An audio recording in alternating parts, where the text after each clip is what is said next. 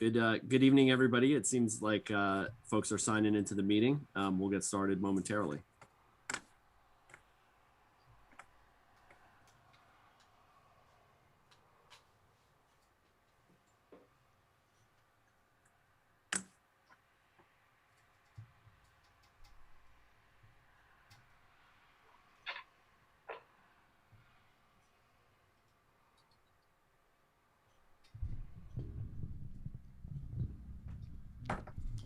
Right on.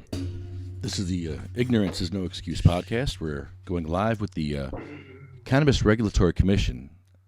They're just getting their meeting underway. We're going to join them in progress.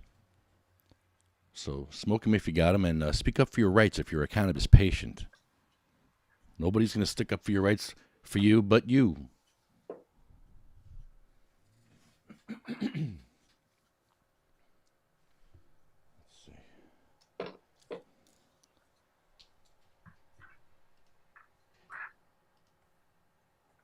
All right, it's now 6:03. Good evening, everyone. It's my pleasure to welcome you all to the third meeting of the Cannabis Regulatory Commission. The commission is now a whopping 3 weeks old, and we've gotten a lot done in the last couple of weeks, and I'm really excited to have everybody joining us for this evening's conversation. Director Brown, before we begin, actually, I just want to share an update with folks on the agenda. The approval of the previous meeting's minutes is being removed from the agenda for tonight, and will be posted for the agenda at the next regular meeting. And that is for us to be able to make sure that we include some additional information about the discussion on April 22nd, particularly around the public comments that were submitted. So again, that is being removed from tonight's agenda and will be put back onto the agenda for the next meeting. So Director Brown, can you please read the, having called to order this meeting, can you please read the notice of the public meeting? Yes, Madam Chair, this is a regular meeting of the New Jersey Cannabis Regulatory Commission. Adequate notice of this meeting has been provided in accordance with the Senator Byron M. Bayer Open Public Meetings Act. The Commission's annual meeting schedule was published in the Asbury Park Press, Courier Post, Trenton Times, and Star Ledger on April 29th and ran in the Bergen Record on April 30th. Notice has been sent to the Secretary of State and posted on the public bulletin board outside the Secretary's office. And in addition, notice of this meeting has been and is being displayed on the website of the New Jersey Cannabis Regulatory Commission. Information regarding the virtual nature of the meeting due to the COVID-19 pandemic has been included in all notices. Thank you, Director Brown. I'll now take the roll call. Commissioner Barker. Good evening, everybody. Present. Commissioner Del Cid. Present. Vice Chair Delgado. Present. Commissioner Nash. Present. And Chairwoman Wayno is present. So all members of the commission are present and we now have a quorum. So before we get into today's business, I want to recognize that with the Cannabis Regulatory Commission being only 3 weeks old, I want to really commend my fellow commissioners for all that they've done thus far. Getting acclimated to a new state agency that is still in formation is certainly not easy, but you have all stepped up to the plate really and demonstrated your commitment to bolstering our agency and advancing the commission's work. And the extensive research that you've all done, connecting with others in the state and across the country, and the perspectives and ideas that you've brought to the table have really been indispensable and have really strengthened the commission's position to prepare for developing rules in the coming months, particularly rules that center on our shared values. So I thank you for all of your work that you've put in over the last 3 weeks. And I'm really looking forward to hearing more of the ideas that you all bring to the table and the work that you will all be doing in the coming months. And I'm also very eager to hear from the public tonight about how the commission should incorporate social equity as we build out the cannabis industry. This is a topic that is very near and dear to my heart, as I know it is for all of the other commissioners and the broader public and lawmakers, local officials, all the same. So this is just the first of many conversations that will be had on social equity. So I'm excited to dive right in. But before we get to that public comment, we have to, we're going to hear a little bit about the executive director's report. So Director Brown, I will turn it over to you. Great, thank you, Madam Chair. So in my report for this meeting, I wanted to cover several areas. First, an important announcement just regarding enrollment in the medical cannabis program, as well as a new dispensary opening. Second, because I know this is a process that many are curious about and following intently, I wanted to provide an update on the 2019 request for applications for alternative treatment centers. And finally, I'll provide a brief overview of some of the statutory provisions that are pertinent to today's conversation about social equity and what we all hope to hear from the public about. So today, enrollment in the medical cannabis program currently sits at over 107,000 patients. We have 4,000 caregivers. Those are folks who are signed up to help their loved ones access medical cannabis at one of our dispensaries. There are 1,300 participating healthcare providers. That number continues to grow week over week, just as do our patient roles and caregivers. And with that as a backdrop, I'm proud to announce that the Apothecarium Maplewood, which was approved under the Department of Health back in January, is now open, marking the 16th operating dispensary in the state of New Jersey. I know we have a lot more work to do there. 16 dispensaries is not enough. I think we all recognize that. But, important as context, when I started as assistant commissioner for the Department of Health in March of 2018, there was one dispensary to serve the entire northern region of this state. One dispensary open. So while we have tons more work to do here, it's also important to note how far we've come to this point, and the importance of continuing that work. So related to expanding access, which is critical here, I want to provide an update on the 2019 RFA. We've been getting inquiries, and I know applicants that are under consideration are anxious to know the results. And I just want to let you know that that we are working to get these applications scored, processed, and awards issued as quick as we can. I think those of you who've been following this process know that pursuant to a court-ordered stay, our process was shut down for a little over a year.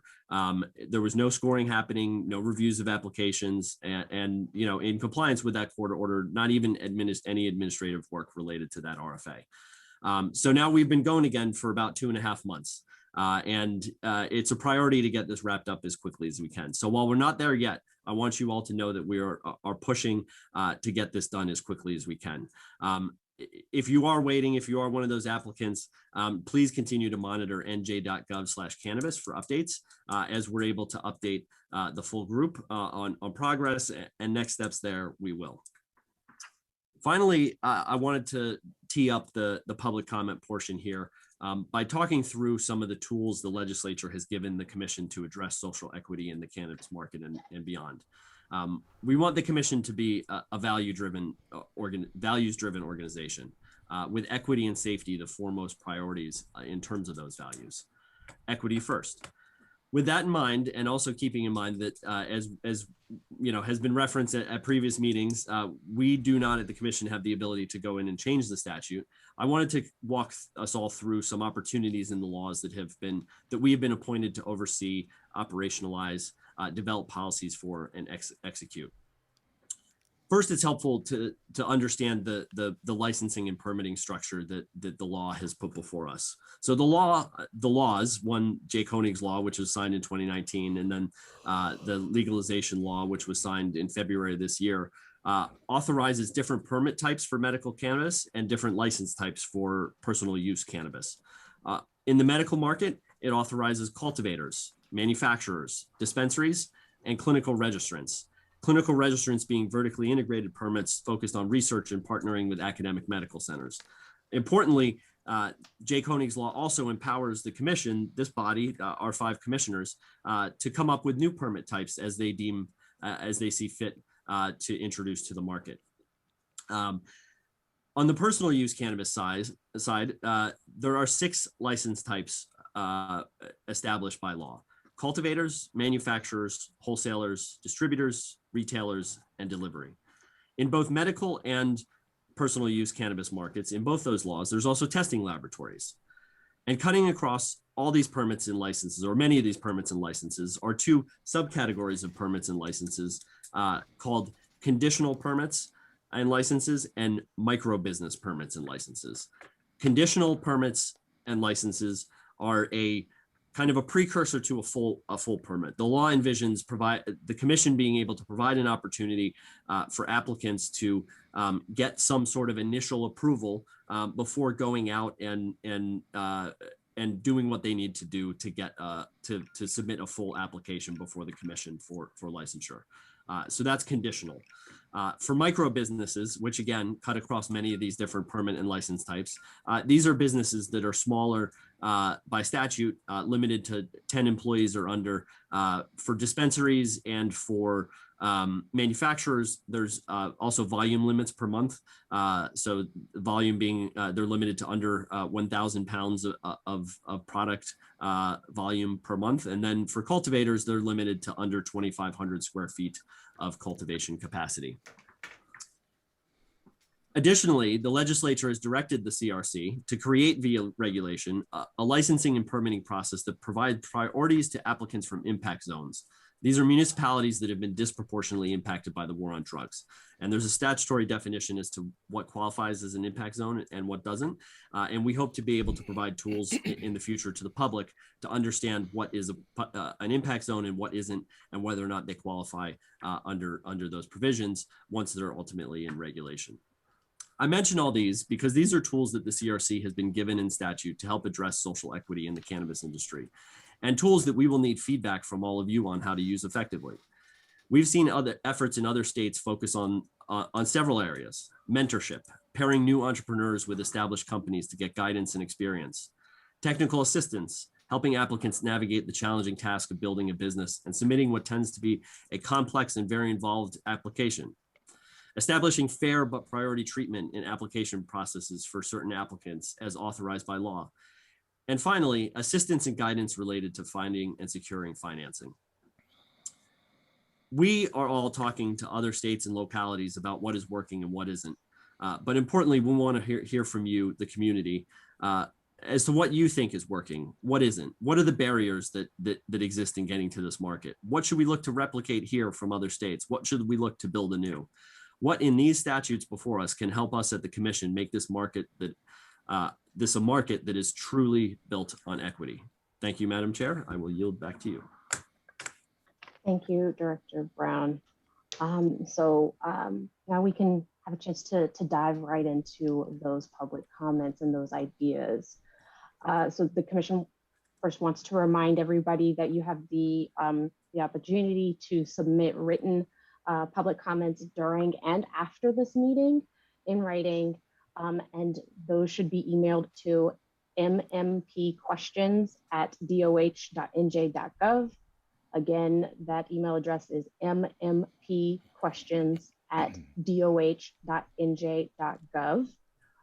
Information on how to submit comments to us is also available on the Commission's website. Please note that comments that are submitted to this email address, they are shared with all of the commissioners and will be made public along with the meeting's minutes. Now, in order to achieve the goals and priorities of this commission, really the public's input here is vital. And so today you have the opportunity to share your thoughts, ideas, and concerns with the members of the commission about the very important topic of social equity in the cannabis industry. We'll hear from those individuals who have signed up to speak in the order in which they signed up. For our speakers, please be aware that commissioners may ask follow-up questions after you give your remarks. Last week, we had nearly 350 people watching and tuning into the meeting, and we received more than 65 comments. The prevailing themes of the comments from the previous meeting concerned guidelines for micro businesses, guidance for municipalities on opting in or opting out of allowing cannabis establishments in their jurisdiction, and lab testing protocols and standards that should be put in place. As indicated on our website, the speakers during this evening's public comment period will be limited to 3 minutes each. So please be respectful and concise during your comments. We want to hear from as many people as possible. I believe at last count, we had more than 50 people who had indicated that they wished to speak this evening. Director Brown will call out the names of the speakers 3 at a time. So when you hear your name coming up, please don't walk away from the computer. When it's your turn to speak, the director will ask you to unmute yourself. If you're dialing from the phone, you will press *6 to unmute yourself when told to do so. Please note that in order for our staff to unmute individuals who have signed up to speak, your full name or phone number as it appears on Zoom must match the name or phone number you used when you registered to speak. Right now, I'm looking at the participant list and I see a lot of folks who have just their first name or their initials, or even iPhone or a phone number. So please ensure your name matches the name you used to sign up. If you need to change your name on the Zoom app, go to the participants list, find yourself at the very top of that list, click the More button and rename so that we can find you appropriately. If you are joining us by phone, and I believe there are a couple of people who are joining by phone, the phone from which you're calling has to match the phone number that you used to sign up. Again, this is so that we can identify the right speakers. So with that, Director Brown, can you please call our first set of speakers? Absolutely. So in order, first we have Anthony Russo or Dave Bernstein from the Commerce and Industry Association of New Jersey. So they'll be called first. So you can raise your hand once you hear your name called, and then I'll get to you. Andre Pierre is second, and then Amy or Ami Kachalia is third. And apologies if I'm mispronouncing names in advance. So I see Tony Russo here. So I'm going to ask you, Tony, to unmute. Yeah, good evening, Madam Chairwoman and members of the commission. Thank you for the opportunity to talk tonight. My name is Tony Russo. I'm president of the Commerce and Industry Association of New Jersey. We are a business group based in Rochelle Park. And in terms of social equity, I'm going to turn it over to one of our members, Dave Bernstein of CannabisCertified.org. And he's going to talk about a component, and this is really the focus is going to be on educating the workforce, right? And how people are going to be trained and educated. So if you don't mind, I'm going to turn it over to Dave Bernstein, who's going to really talk about his program. Thank you. Yep, David Bernstein, I've asked you to unmute yourself. Good evening. Good evening, Chairwoman Waynow, Executive Director Jeff Brown, and members of the Cannabis Regulatory Commission. My name is Dave Bernstein, and I'm the CEO of CannabisCertified.org.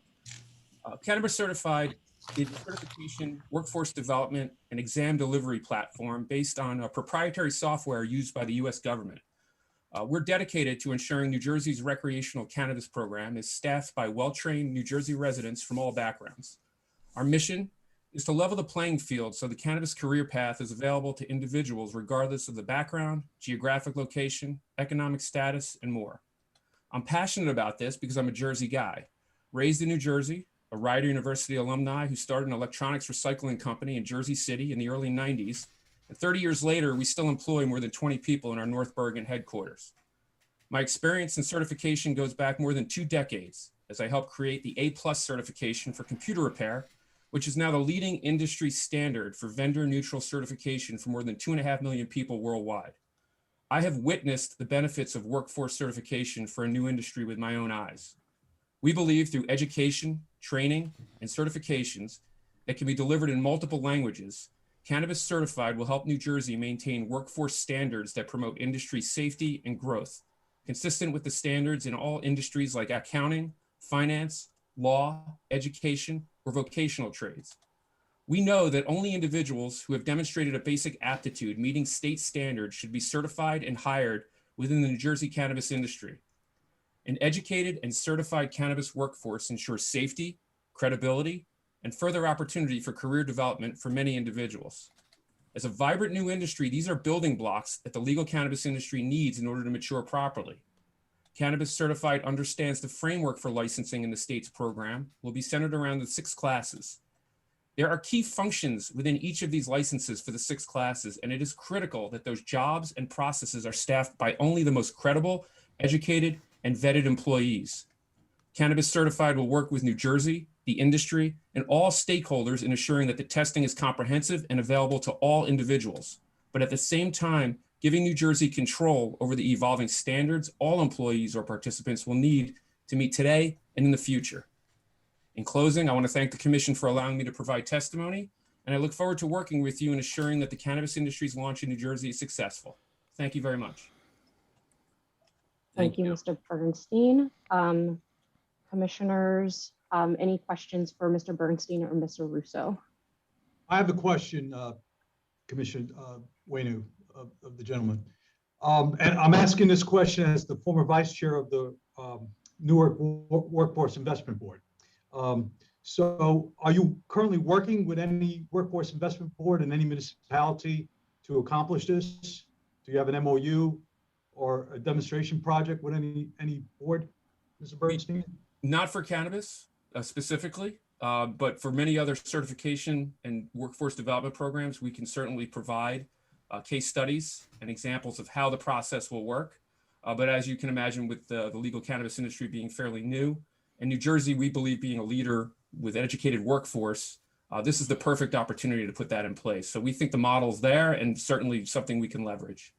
Have you engaged the State Employment and Training Commission yet with your idea? We have not. Okay.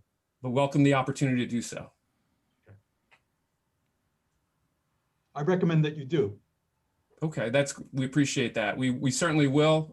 As we understand, obviously, this is a very new concept in New Jersey for the recreational program in general. But the key component here is an educated workforce and a career path for anyone interested. So yes, we welcome all recommendations and paths to educate what we can deliver, and we think it's going to be a real value add. Agree. Educated workforce is key.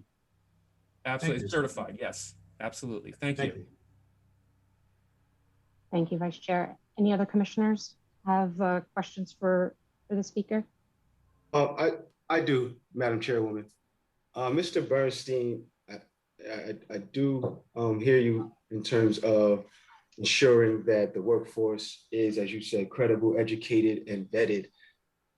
This being a conversation primarily focused on equity and how we're going to address equity in the cannabis industry. Can you share the current makeup of your senior leadership at Cannabis Certified and what the demographics of that is? Sure. We have a board of advisors that brings over 25 years of certification experience. One of the members of my team is a gentleman by the name of Aaron Woods. He is an African-American gentleman. He's been a close friend of mine for over 25 years. He was actually the initial architect for that A+ certification. And as we go down the road and have these conversations more, he will be a great resource to provide the value add that these certifications have had for him and many of his friends and colleagues. We have a diverse background for all the people that are involved in our team. And it's very important to us that we understand those that are in need and inclusion. And we've designed a platform and a method to ensure that testing vouchers are going to be made available to those underserved and underprivileged, free study guides, and the opportunity to make sure that anyone from any walk of life can have an opportunity to study, train, test, and get certified. So there are no boundaries in terms of race, gender, other than geographic location, which we would promote, obviously, those that live in New Jersey to be certified. But we are a very diverse group of men, women, and all backgrounds.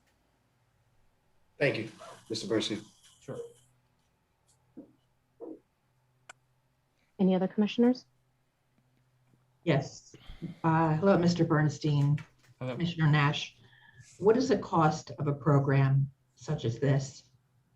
Well, we have really looked and researched at a business model that we believe we can do this in a shared revenue model with the state of New Jersey in a manner that through private funding, through Cannabis Certified, we would simply look to have New Jersey share in the revenues of that testing vouchers and study guides, and look at this as a revenue generator for the state of New Jersey.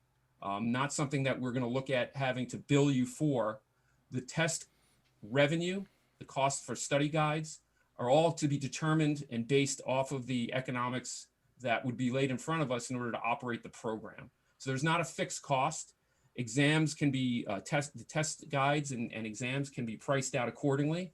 Various demographics can certainly play a role, but we see this as a revenue generator for the state of New Jersey, not a cost. Thank you. My pleasure. So, Mr. Bernstein, to Commissioner Nassau's question, there will be costs associated with conducting tests and providing these free study guides that you mentioned before. And so, can you? I'd like to hear a little bit more on what you anticipate actually it costs to run a program like this, notwithstanding your statement about it being a potential for a revenue raiser as well. Absolutely. So there's cost is broken down into really three areas. It's the study guides, providing the content for study guides. There's the exam vouchers themselves, which would be available for sale to the public, although we would allocate a percentage to be made available to those underserved communities. And obviously the operation of the website itself. The beauty of this business model allows for the flexibility and the scalability of the economics of the cost of the exams and the study guides themselves. We want to make this very affordable. We also understand that the economics of running exams and study guides are fairly fixed. So when we have an opportunity to sit with the commission and really get an understanding of the background and what would need to be incorporated into exams and study guides, we would be able to put together a business model that in terms of cost, really, we would not want to have that impact the state. The costs of the exams and the study guides could actually be put together with a mindset of running the actual exams and the generation of the study guides themselves. So because they're fixed costs for the most part, we really can set up the exam costs and the vouchers, the exam vouchers and the study guides to be set up in a way where, again, underserved communities can have access to them at no cost, whereas other communities will pay a fee for the study guides and the vouchers. Until we understand the depth of what the commission wants to see out of an exam platform like this, it's hard to put an economic number exactly on it, but we're very confident the business model, because I understand the certification business, is something that can be done in this way and beneficial to everybody. Thank you. David, I have a question, and thank you for the information. You mentioned training, certifications, and it seems like you have a model in mind. Have you done this with any other states, and are there any metrics that shows that it has improved the workforce in those states or in those counties or municipalities? We have not done this with any other states at the cannabis level. I can speak to 20 years in the computer certification industry, though, where 20 years ago, the IT industry was very different than when it was today. And there was a lack of certification and training in the IT industry at the time. And with the massive growth opportunity of that industry at that time, there was a real disconnect between individuals and looking at a career path in the IT industry. And we're seeing that very similar model playing out with cannabis. There's a lot of interest in people wanting to come to work in this industry. Certifications, baseline aptitude type tests for the specific job functions are incredibly important, because at the state level, we want to make sure these employers are hiring only the most qualified individuals. So you're creating an educated workforce, but you're doing it in a way where the state will have control over what that aptitude is, and can have a model where career paths can be created as a result. So it's not exactly the same, because cannabis has not been done in this model before, but the IT and many other industries, from a workforce certification standpoint, whether it's, again, legal, education, vocational, basic aptitude is so necessary in any industry. And because cannabis is what it is, with the interest level from so many people from so many different walks of life who want to have a career here, we have to create a foundation and standards for those people to understand what's involved in getting in the industry and what they need to do in order to maintain the status of working in that industry. Thank you. If there are no further questions, we will move to our next speaker. So next, Thank we're you. going to go to Andre Pierre. Is Andre signed on here? If you are, please raise your hand. I do not see Andre, so we'll go.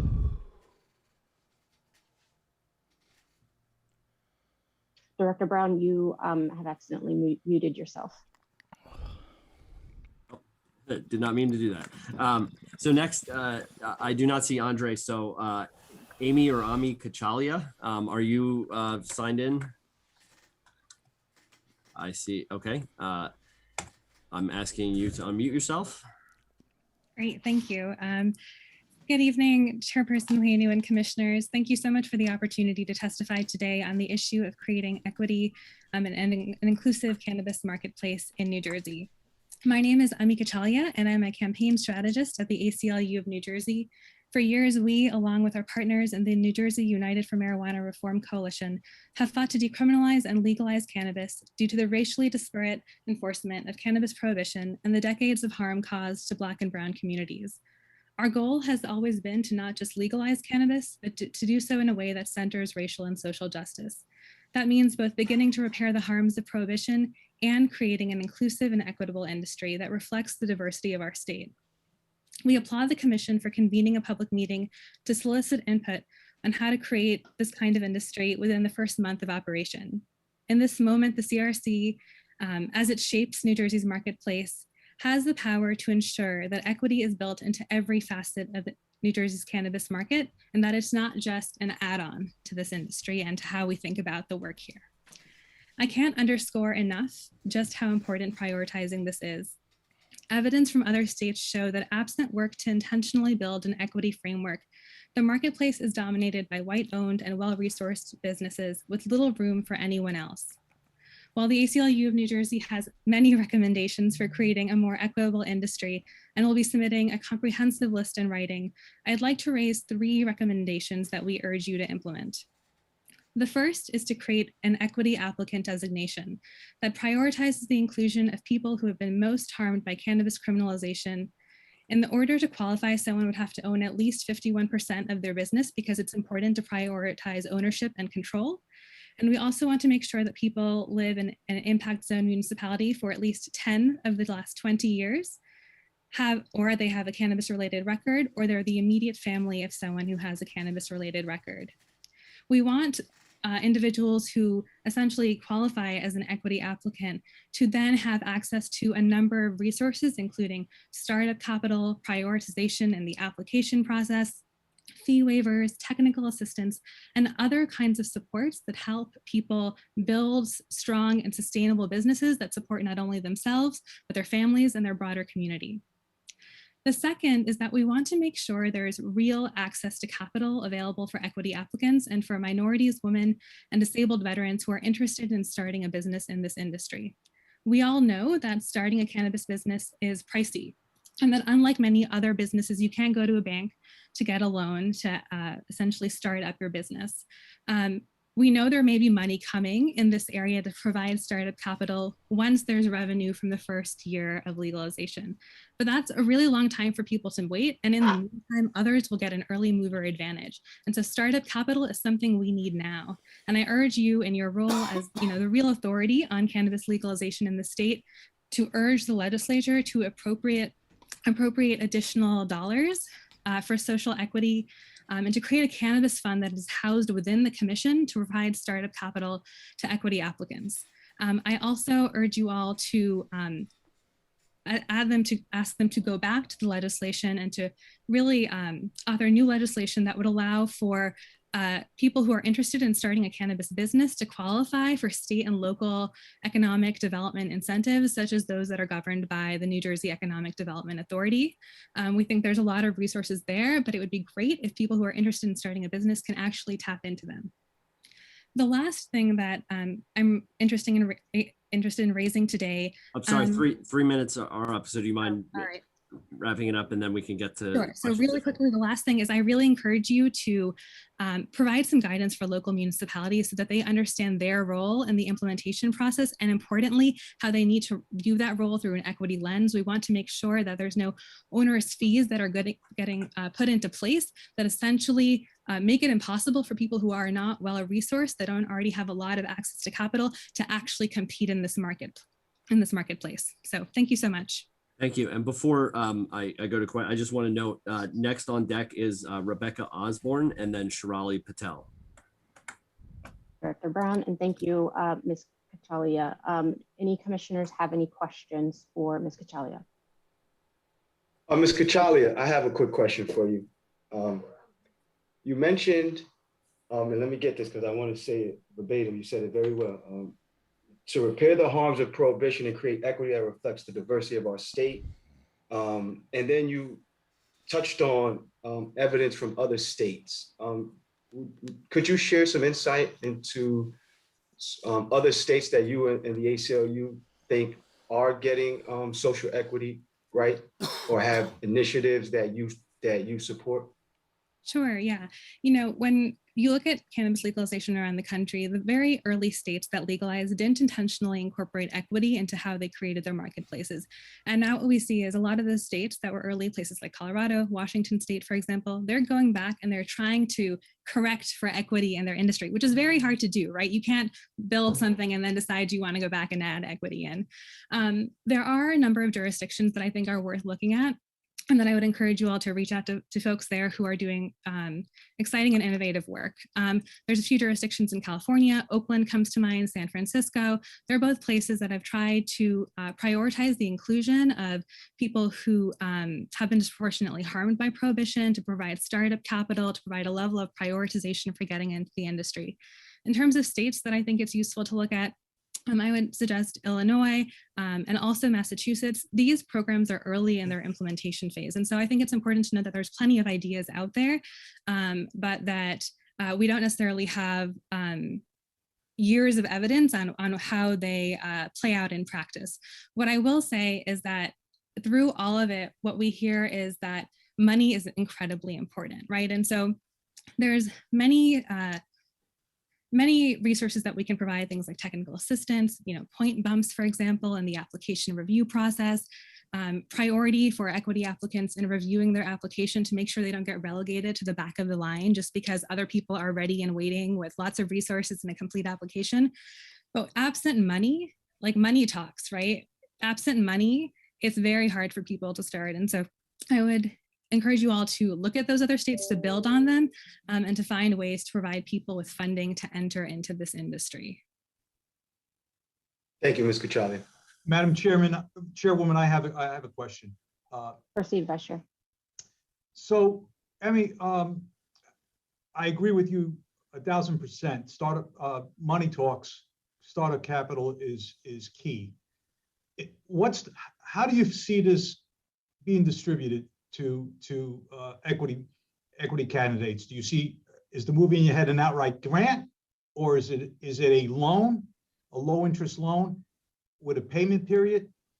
How Absolutely. do you foresee this? So what we would like to see are grants in place for equity applicants who are interested in starting a cannabis business. the whole way through this process, right? It's been over 5 years that New Jersey has talked about legalizing cannabis. And we've said again and again, the reason that we want to do it is because it's been that Black and brown people have just been disproportionately harmed, that there have been people who have been targeted by these, quite frankly, racist policies. And in this moment, as we create an entirely new industry, it's important that we make sure that opportunity is there. Grants provide for that kind of opportunity. We want to make sure that people who qualify as equity applicants can essentially be able to take on this opportunity, that they're getting a fair shot. And that's what we really have in mind when we talk about providing startup capital. Thank you, Amy.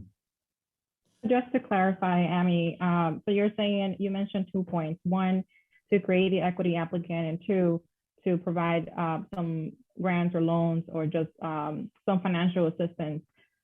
Just to clarify on those 2 points, you're saying that you would support providing financial assistance or grants specific to equity applicants. Yes, I am. So, and just to clarify, like, grants are the ideal. Obviously, low interest loans are a good backup option. But what we would support are essentially grants to people who are equity applicants. So as I said earlier, that's people who have lived in an impact zone municipality, which the state has essentially said are the most disproportionately impacted municipalities in the state for at least 10 of the last 20 years, to people who have a prior record, and then to the immediate family members, a parent, a child, or spouse of someone who has a prior record for cannabis. And I think on top of that, it's important to think too about how to provide startup capital to people who would qualify as a minority, a woman, or a disabled veteran under the office that will be existing as part of the Cannabis Regulatory Commission. Thank you. Another question, Madam Chairwoman. Amy, would you also support the candidate having skin in the game, bringing something to the table? Absolutely. We want for, and I think that any business owner wants that for themselves, right? I think people, when they're looking to get into this industry, are committed, they're excited to be at the table, and they want to take advantage of an opportunity. I imagine that people will definitely have skin in the game, but that this is not an inexpensive industry to get into, right? There's all sorts of costs that go into setting up a business. Depending on the kind of license someone has, it could be ventilation, it could be a storefront, it could be, other sorts of equipment that are needed to follow all of the standards that will be set in place by the Cannabis Regulatory Commission. So certainly people can have skin in the game, but we think that around the country, people have shown their willingness to, right? They want to get into this industry, they've put money forward. Sometimes that just isn't enough. People need more than that. And I think the state can take a stand to really support people who would like to get into this space, who have, as I said, been disproportionately harmed by our former laws, and to help them succeed and in creating sustainable business. Thank you, Amy. Thank you, Ms. Kachalia.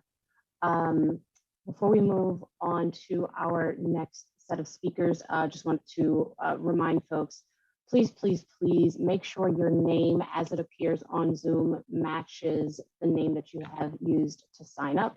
I see 6 people who are, I think, joining in via their iPhones, and they're just showing up as iPhone in the participant list. So please make sure your name, if you know you have signed up to speak, please make sure your name matches what you've used to sign up. Otherwise, we will not be able to find you, and we want to make sure that we hear from as many people as possible here. I also want to remind folks that you have the opportunity to submit written comments to the commission by email. So I know we don't have a lot of time to dive a mile deep into each item and each idea that folks will be raising tonight. But as speakers keep their remarks concise, I also encourage you to utilize the option to submit follow-up information by email at mmpquestions@doh.nj.gov. So with that, Director Brown, can you please call our next set of speakers? Yeah, next is Rebecca Osborne, then Shirali Patel, and then Deval Shah. So Rebecca, I see you. I'm going to ask you to unmute your line. Hello. Hi, Rebecca. Okay, I'm here. I'll start off saying I am a very nervous speaker, but I wrote a speech, so here we go. My vision, the new New Jersey, diverse, not divided. The world is in trouble. Mental health-related addiction, disease, and death grows at an alarming rate. Poverty remains unchanged. The media and the politics divide, and the race and sex war rages on. Right now, there are a lot of band-aids in place that are meant to level the playing fields for minorities, women, and the less fortunate, but the band-aids are falling off. How do I know this? I've spent the last 15 years in the construction industry and in business in general, and I walked into far too many meetings as the only female leadership role in the room, and no minorities in sight. In addition to this, I grew up in a very poor community in South Jersey, and I still volunteer there regularly. Sadly, not much has changed there either. Nervous speaker, sorry. You're doing great. You're doing great. Last but not least, as a single mom, I have struggled with anxiety, stress, and depression for as long as I can remember, with no readily available resources to turn to until I found marijuana and the New Jersey medical marijuana program. Whew. But I'm not here to share my story or my frustrations. I have solutions to propose to you if you are just willing to listen and you're open to some big changes. What do my solutions look like? Let me introduce you to Mama's Circles, my new nonprofit that I literally started 3 days ago. A virtual community center that will provide a place for people, corporations, and the public to come together and address mental health. A place that will redefine giving back by hosting media, content, donations, events, volunteering, networks, mentorships, and much, much more, all created for the purpose to address mental health. Advanced memberships for individuals who are looking to contribute more in return for being a part of something big, something called change. A corporate partners membership aspect that will allow companies to actively and willingly participate in the elevation of our less fortunate community members in a way that will make a difference in the world of mental health. And last but not least, special memberships for our firefighters, police officers, teachers, veterans, and those who have been harmed by unjust marijuana laws. Let's put our time and money where our mouth is. Sounds good, too good to be true? Well, I have a cherry on top. My dream Mama's MJ Cafe franchise. Not only will it one day rival the coffee shops around the world, but by providing locally grown cannabis and cannabis-related products, but it will also partner with the existing communities and to revamp the community centers to provide a place for people to go for mental health and the cannabis industry. This is the new New Jersey that I envision. And with help from you, our partners, and a lot of grit, maybe even the new legalized cannabis industry, I think we can turn this into a reality, and I thank you for listening. And I have a detailed plan if you want some more information. Check me out at Mama's MJ Cafe and Mama's Circles. Thank you so much, Ms. Osborne. You can breathe a sigh of relief. You did very well. It's public speaking, so thank you for your courage in speaking today. Any questions from our commissioners for Ms. Osborne? Madam Chair, I just wanted to make a comment. Rebecca, you spoke very well, and as a mental health professional, I am a social worker. I would say that your idea is terrific, and there is a great need for community interaction with people who struggle with mental health disorders. So kudos to you. Yay! And what was your name? I'm sorry. Krista Nash, N-A-S-H. Okay, I gotta say it 3 times to remember a name. Ms. Osborne, I do have a question for you. So among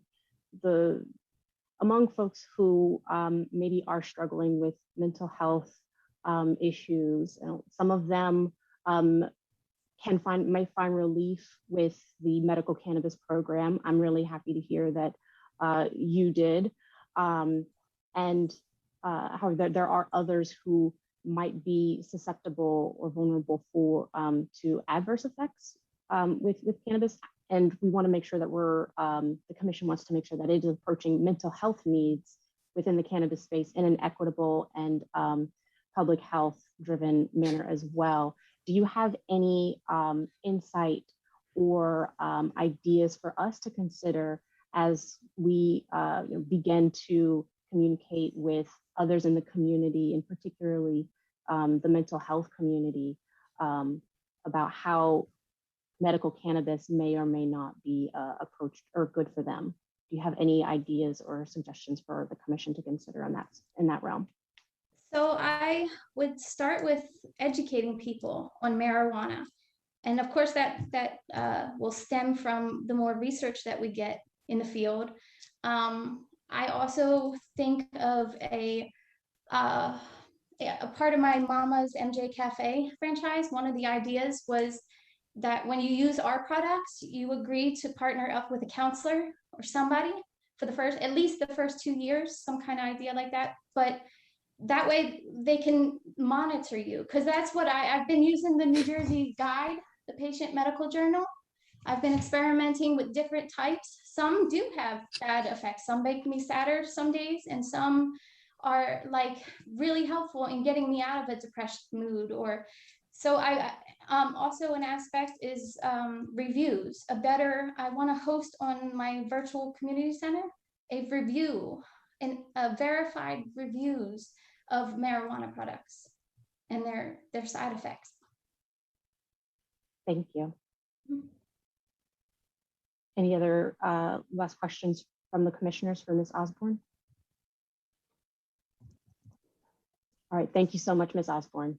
Thank you. Director Brown? Yes, next going to Ms. Patel, Shirali Patel.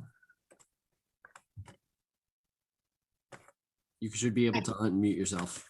Thank you, commissioners, for taking the time to listen and allowing us this space to speak up. My name is Shirali Patel. I'm an attorney in the state and founder of Blaze Responsibly. For the sake of time, I'll get right to it.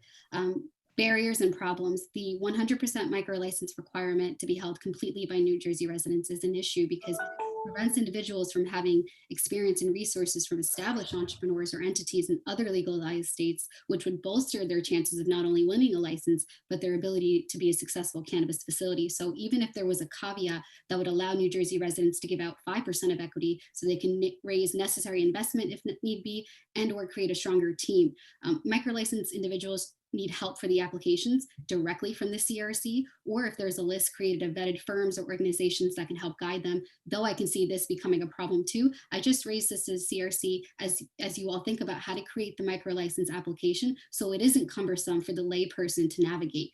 Historically, it's been more challenging for women and people of color to obtain access to capital in this space, among other issues. If there's a way for the CRC to create a program that could be housed in the to be formed Office of Women, Minority, Disabled Vets and Cannabis Business Development that provides access to zero or low interest loans and or simple grant opportunities, this will allow those who are usually excluded from market participation to actually have a financial means of getting in. Part of the program wouldn't only be financial assistance, but a guided program where applicants are paired with somebody in the industry who can guide them through the application process, provide them with tools and ongoing assistance upon award of a license to make sure that they're successful. Similar to the small business development centers that exist in our state, we need to incorporate that level of help and support for our entrepreneurs who want to get into this industry, who don't have the means or wherewithal to navigate this space, but desperately deserve the chance to build generational wealth. We also need to generate pathways to ownership for individuals that were harmed by the failed war on drugs. My suggestion is for a percentage of tax revenue and or the social equity excise fee to be allocated to create a specific program that provides direct funding for qualifying individuals who served jail time or prison time or were arrested for possession or distribution of cannabis up to a specified amount. Similar to the other program I mentioned for the women and minorities and disabled vets, this program should also extend beyond financial assistance and provide tools and resources required. I want to add more, but note that the CRC is in a way dictated by the enabling legislation that was passed. So if I want the material changes, I will take it up with the state legislature, and I will. I also just want to urge the CRC to consider the implications of federal legalization for when that inevitable point does happen, to ensure how our social equity participants remain sustainable. Thank you for your time and for listening to each one of us. Thank you, Ms. Patel. Any questions from our commissioners? Hearing none, thank you, Ms. Patel. Thank you. Director Brown, can you please call our next speakers? Yes, next was Deval Shah. And I do not see in the participant list. Let me check phone number. No. Okay, so next we're going to go to Jason Bacon, then Michael Sterling, and then Brendan Robinson. So first, Jason Bacon. Jason, you should be able to unmute yourself. Director Brown, can you hear me? Yes. Hi, my name is Jason Bacon. Thank you to all the members of the CRC for all of your efforts with launching the cannabis industry in our state and for hosting these public meetings and listening to all of our comments. I also want to personally thank Commissioner Delgado for his service in the military and for sharing his story regarding his incarceration for marijuana possession. Like Commissioner Delgado, I too am a veteran and unfortunately a victim of the war on drugs. On April 26, 2018, I was asleep with my girlfriend in my home when I was violently awoke in the middle of the night to what sounded like explosions. I was confronted by the SWAT team in the pitch black with flashlights blinding me and shotguns and assault rifles in my face. I was handcuffed while naked and was only dressed by law enforcement after being interrogated for several minutes. Meanwhile, my girlfriend was terrified in the bed, surrounded by over a dozen armed men in tactical gear. Simultaneously, another search warrant was executed at my other residence in Clayton, New Jersey. Between both searches, the only contraband seized were immature cannabis plants along with other marijuana-related substances. My girlfriend and I were arrested and processed at the local police department. I was then transported to the Ocean County Jail, where I was denied bail, even though I was recommended for release by the Public Safety Assessment. I spent the next 355 days incarcerated for nonviolent, victimless marijuana offenses. My attorney urged me to accept the state's generous plea offer, a 10-year prison sentence, which I rejected and continued to fight the case, eventually securing my release with bail on April 15th, 2019. I've been on bail for over 2 years now, and I am prohibited from leaving the state to see my family members. Even worse, I am restricted from having any contact with my girlfriend, whom the state erroneously named as my co-defendant, charging her with first-degree crimes as well, simply because she failed to incriminate me during initial interrogations.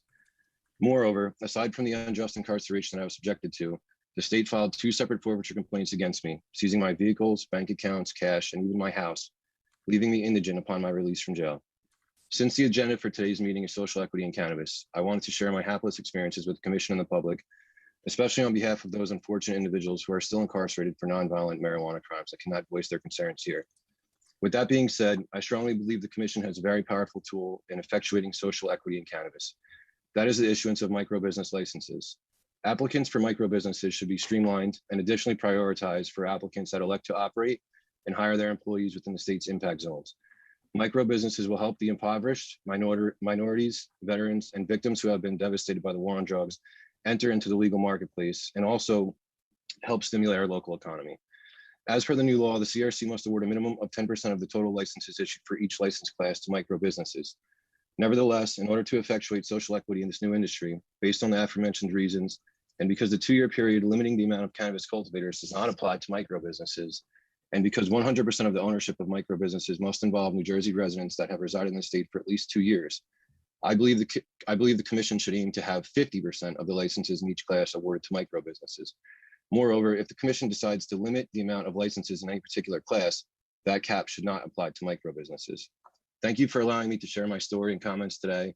After everything I have been through, I am very grateful for the language spoken by the Commission thus far and commend all of you for keeping social equity as one of the core issues of your mission, even from the early onset.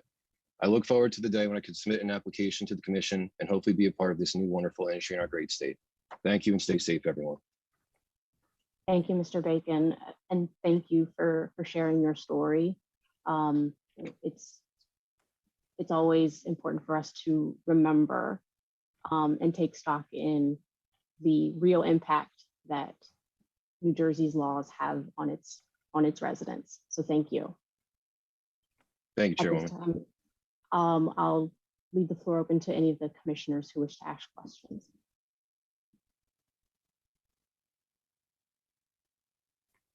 Hearing no questions from the commissioners, Mr. Bacon, thank you again for your time and your comments.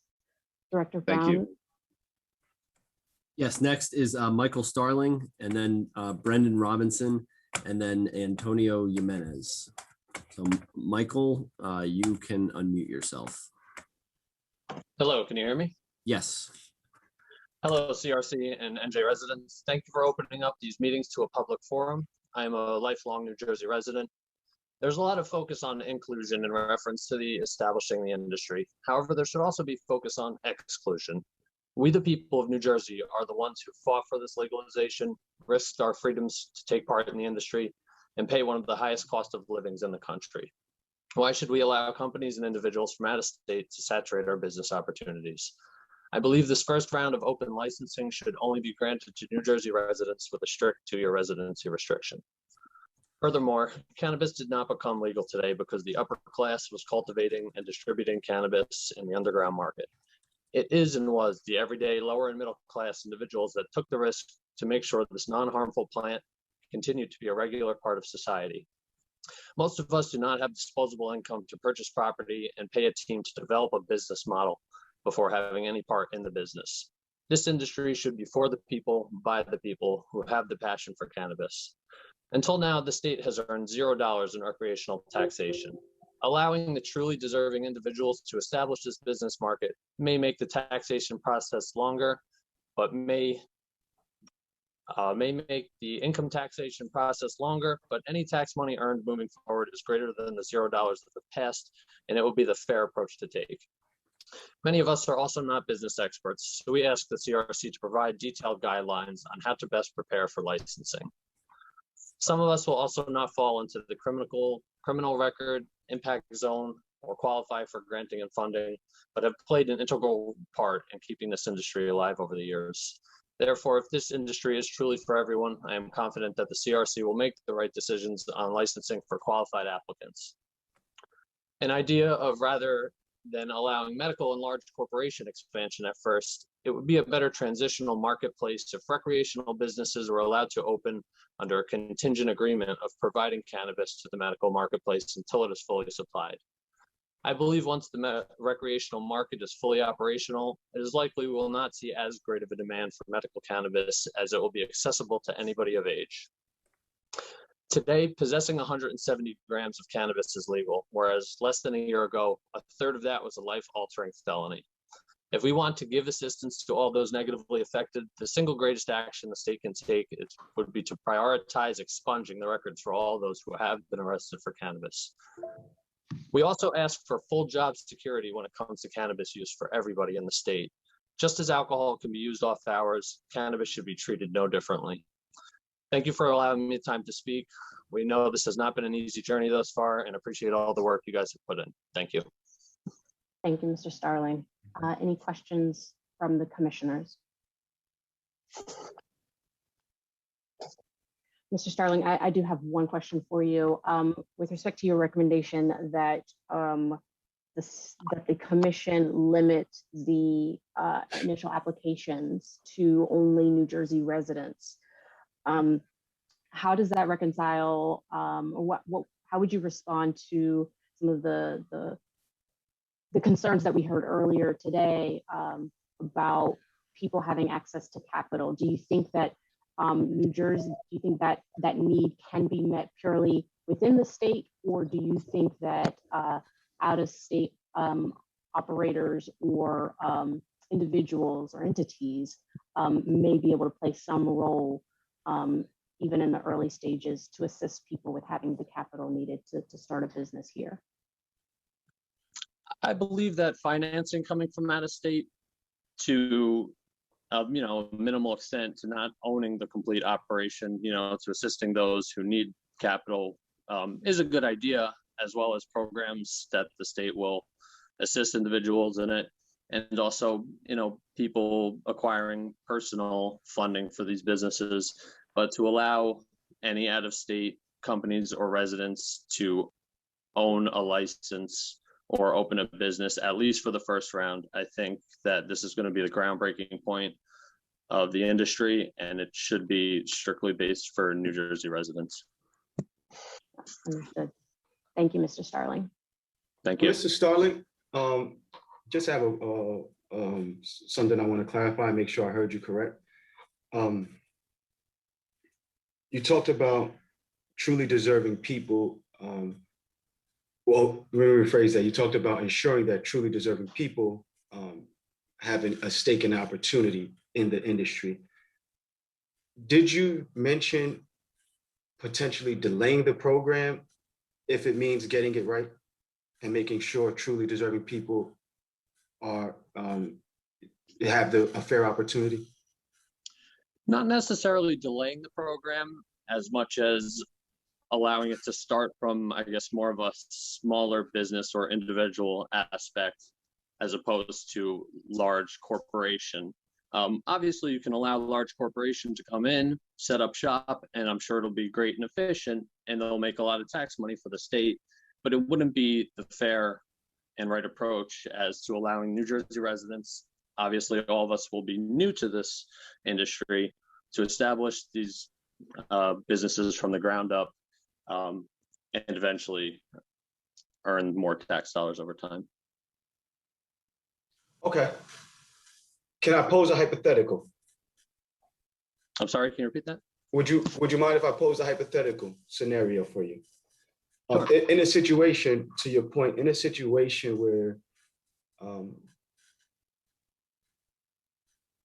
a delay would create a better framework for ensuring that truly deserving people have an equitable opportunity, would you be okay with that? Or is that balanced against the outside operators and allowing them a presence so that we can get the industry moving in the right direction? I think that's dependent on how long the delay is, but I think a delay would be beneficial to allowing the state to establish the proper form of licensing. At this point, it's been since forever that cannabis was legal. So what's waiting an extra couple months to do it the right way for the people of New Jersey? Thank you, Mr. Starling. Thank you. Any other questions from the commissioners? Hearing none, thank you again, Mr. Starling, for your comment today. Director Brown, please call the next speaker. Next is Brendan Robinson. Mr. Robinson, you should be able to unmute yourself.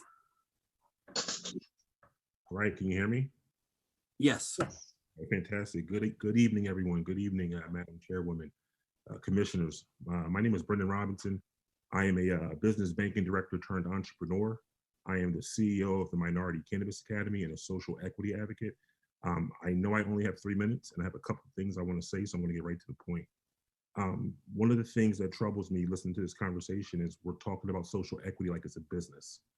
And I'm hearing things about pricing and things along those lines, but I think we really need to focus on the impact of social equity.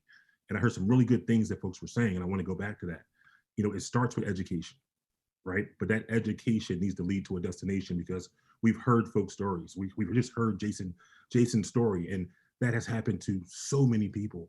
There are 40,000 people right now locked behind bars because of this plant we're about to profit off of, right? So when I say it starts with when it starts with education, we have to educate the Black and brown folks who have been disproportionately impacted by the war on drugs. I myself am a survivor of the war on drugs. My father was taken from me when I was 13 years old for 10 years because of cannabis. I went from living a standard lifestyle to welfare, food stamps, watching my mother cry every night because my family was broken over this. So we really need to stop talking about this like a business. And when I say that, the Minority Cannabis Academy is something my brother and I put together. We went out and got experts from across this country to teach Black and brown folks how to do horticulture, how to do extracting processing. If you want to work at a dispensary, we have bud tenders from around the country who are going to come in and show you how to do bud tending at the highest level. We funded it ourselves. And what's troubling about that is we look around and we're looking for state funding, and I'm not hearing anything about those conversations. I'm hearing a bunch of business proposals. We even want to put a mental health program in our platform. These people, these women, these children, these nieces, these nephews, they've been broken by this. We have to have an in-house psychiatrist, maybe 10 of them. And the young lady, I can't remember her name, I think it was Rebecca, was speaking about it. She spoke so eloquently. You did great, sister. It's so necessary. So I say all that, guys, and I promise I'm being passionate. I'm not upset. I'm not trying to, ruffle any feathers. I'm just being very, very passionate about this. We spent $50 billion a year on the war on drugs. We shouldn't be talking about pricing right now. Let's talk about how we're going to educate these folks and put them in a position to not only enter the cannabis industry, but stay in the cannabis industry. I just want to address one more thing, and I'll be done. Mr. Brown, you made some really good comments, sir. We appreciate all your efforts. You talked about mentorship. You talked about technical assistance. You talked about securing finance. We need folks in place who have the backgrounds to help do that. One of the things we're going to do with the Minority Cannabis Academy, whoever graduates will have a 2-year mentorship clause. They will mentor the next group for 2 years. We need sustainability. Technical assistance. This industry is ran off of SOPs. We have folks in our pocket right now that can help us with that. So I'm just asking, guys, and I'm going to end it here. I would love to have a conversation offline because this is something I'm very passionate about, and we're excited to talk about it. Thank you. Thank you. Thank you, Mr. Robinson. Thank you for sharing the story of you and your family and the impact that the war on drugs has had on your family. Any questions from the commissioners? Question, yeah, Mr. Robinson, thank you very much, brother. I think you laid that out very clean. Just would like to know, could you share a little bit more insight about your academy, the work you do, where you do it, and how you could see, your work helping New Jerseyans? Absolutely, Mr. Barker. Thanks for that question. So I see it as twofold. Right now, we're actually finishing up our curriculum as we speak, and we're going to be putting it onto an online platform, and we really see it helping the individuals in the impact zones, right? Because we're going to be bringing these different organizations in here, whether it's cultivators, processors, wholesalers, retailers, distributors, delivery drivers, right? There's a lot of opportunity there. Who's going to train these folks?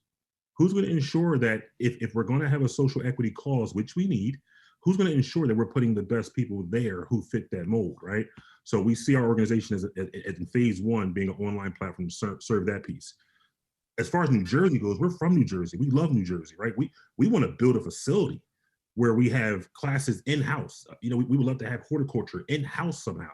Again, I mentioned that psychiatrist piece. I think it's really important. We have someone there to talk to these people who mentally have just been broken and deserve a chance in this industry, who have the qualifications, just need a little support. So to answer your question, sir, I see it as a 2-phase piece, but it definitely will help New Jersey, and I think it could go even beyond. Absolutely. Thank you very much for that, brother. Thank you. Thank you, Commissioner Barker. Any other questions? Thank you, Mr. Robinson, for your time. Thank you. So Director next, Brown? we have Antonio Jimenez, and then Raquel Romans Henry, and then Dr. Monique Hamilton. So first we'll go to Antonio. You should be able to unmute yourself. Good evening, commissioners. How are we all doing today? Thank you. I'd like to talk about, I guess, let me see, your social equality. I had a bunch of other questions. I didn't know this is the direction of tonight's meeting, but I'll make the best of it. Licenses are limited. So if I have a micro license, within the contract of getting this license, could there be an opportunity to grow larger or a full business, whatever way you want to define that, even if there is no licenses available? Like, for an example, if, say, like Miss Rebecca opened up her cafe, right? And she has a micro license, all right? And she grows bigger, but somebody else comes out basically with the same type of idea and they have a full business, but at the time of her trying to apply for a full license, there might not be any left. So maybe with a micro license, there could be something that would allow only the micro license to grow bigger if possible. So let me just, a question related to the statute. So the statute does provide for the commission to establish a pathway to full licensure for micro businesses. Okay. All right. So it is already covered under there. Okay. Thank you very much, commissioners. That's all I really have tonight. A little bit unprepared. You guys are doing a great job. Have a great night. Thank you, Mr. Jimenez. And feel free to submit written comments to us by email, either during or after this meeting. at mmPquestions@doh.nj.gov. Again, for everyone, that is mmPquestions@doh.nj.gov. And just a friendly reminder for anybody who knows that they have signed up to speak, to just verify that your name or your phone number, as it appears on Zoom, matches what you have used to sign up to speak with. Director Brown. So next we had Raquel Romans Henry, who I do not see signed up here, both by phone number and by name. So we will go to Dr. Monique Hamilton. And I do see Dr. Hamilton. There are two of you, so I'm going to pick one here. You should be able to unmute yourself. Okay, hello? You got a little bit of echo there. I think you might be signed in twice. Okay, is this better? That's better, yes. Okay. Hello, good evening, everyone. My name is Dr. Monique Hamilton, and I am the lead physician for the Dr. Moni Hammy Medical Center, also known as DMMC, in South Orange, New Jersey. You can visit us at drmonihammy.com. I am currently registered with the New Jersey Medical Marijuana Program, and I provide patients with medical marijuana certifications for the management of qualifying conditions in addition to lifestyle mods to change lifestyle habits. Myself and other medical practitioners, business development professionals, and social justice advocates are presenting the New Jersey Cannabis Virtual Roundtable, #NJCVRT, on June 4th of this year. I believe the CRC should be involved in more community programs and roundtable discussions to help educate New Jersey communities about cannabis. The focus topics for our roundtable are patient care, health and wellness, business development, and social justice and equity. There are several myths regarding the use of medical marijuana that deter patients, practitioners, and proprietors from the cannabis industry. And I believe it's important to dispel these myths through education to ensure that the community is aware of the benefits of cannabis.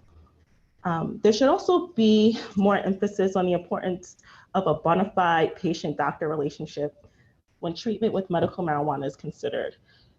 It is important to ensure proper follow-up when it is determined that a patient can benefit from medical marijuana. As with any other conventional treatment, follow-up is required to ensure there are no adverse effects. As a board-certified internist who certifies patients for medical marijuana, a bona fide relationship ensures the patient receives adequate care for the management of their condition. I suggest that it be required to have at least one in-person visit annually with a New Jersey medical marijuana practitioner registered with the medical marijuana program. This will help to ensure that patients are being evaluated by New Jersey physicians and proper follow-up is maintained. Thank you very much for giving me an opportunity to comment this evening. Thank you, Dr. Hamilton. Very quickly, before I open it up for other commissioners to jump in with any questions, I just want to make sure I heard you correctly. Your suggestion was that the commission require at least one in-person meeting. I'm sorry. That's all right. The joys of virtual meetings in this COVID-19 world. But Director Brown will unmute you after I ask this follow-up question. But I just want to make sure I understood you correctly. Your suggestion was that we require at least one in-person meeting for patients for what purpose? So you should be able to unmute yourself. Yes. Currently, I do understand, given the conditions with the pandemic, telemedicine obviously is a godsend at this point. But once things, quote unquote, normalize, in order to ensure that the patients are truly being assessed by New Jersey physicians, I think the requirement of having them be seen in person can help to regulate that. There are like a lot of outside online companies that tend to offer medical marijuana certifications, and these practitioners may have New Jersey licenses, but not be necessarily practicing in New Jersey. So to be sure that they are having like that adequate patient-doctor relationship and follow-up, requiring at least one in-person visit, I think would help with ensuring that. Thank you for clarifying. Any other questions from the commissioners? I'm sorry, can you repeat that? Oh, asking if any other commissioners have questions for Dr. Hamilton. All right, hearing none. Thank you again, Dr. Hamilton. Director Brown, please call the next speaker. So next three, we have Jessica Gonzalez. Then we have Precious Osaji Erese, and I apologize if I'm messing up pronunciations and names. And then Hassan T. Austin. So first we'll go to Jessica Gonzalez. Jessica, you should be able to unmute yourself. Okay. Hello, can everybody hear me? Yes. Awesome. Thank you. So good evening, everyone. So first, I'd like to thank the CRC for providing the platform to have this very important and necessary conversation, and for the transparency the CRC has exhibited so far to keep the New Jersey cannabis community as informed as possible. I understand that social equity has become a buzzword in the cannabis industry, but by definition is twofold. It's establishing a statutory and regulatory framework centered around repairing, investing, and uplifting communities harmed by the state's active participation in the criminalization of cannabis, while also providing resources and meaningful opportunities for those communities to participate in the legal cannabis market if they choose to.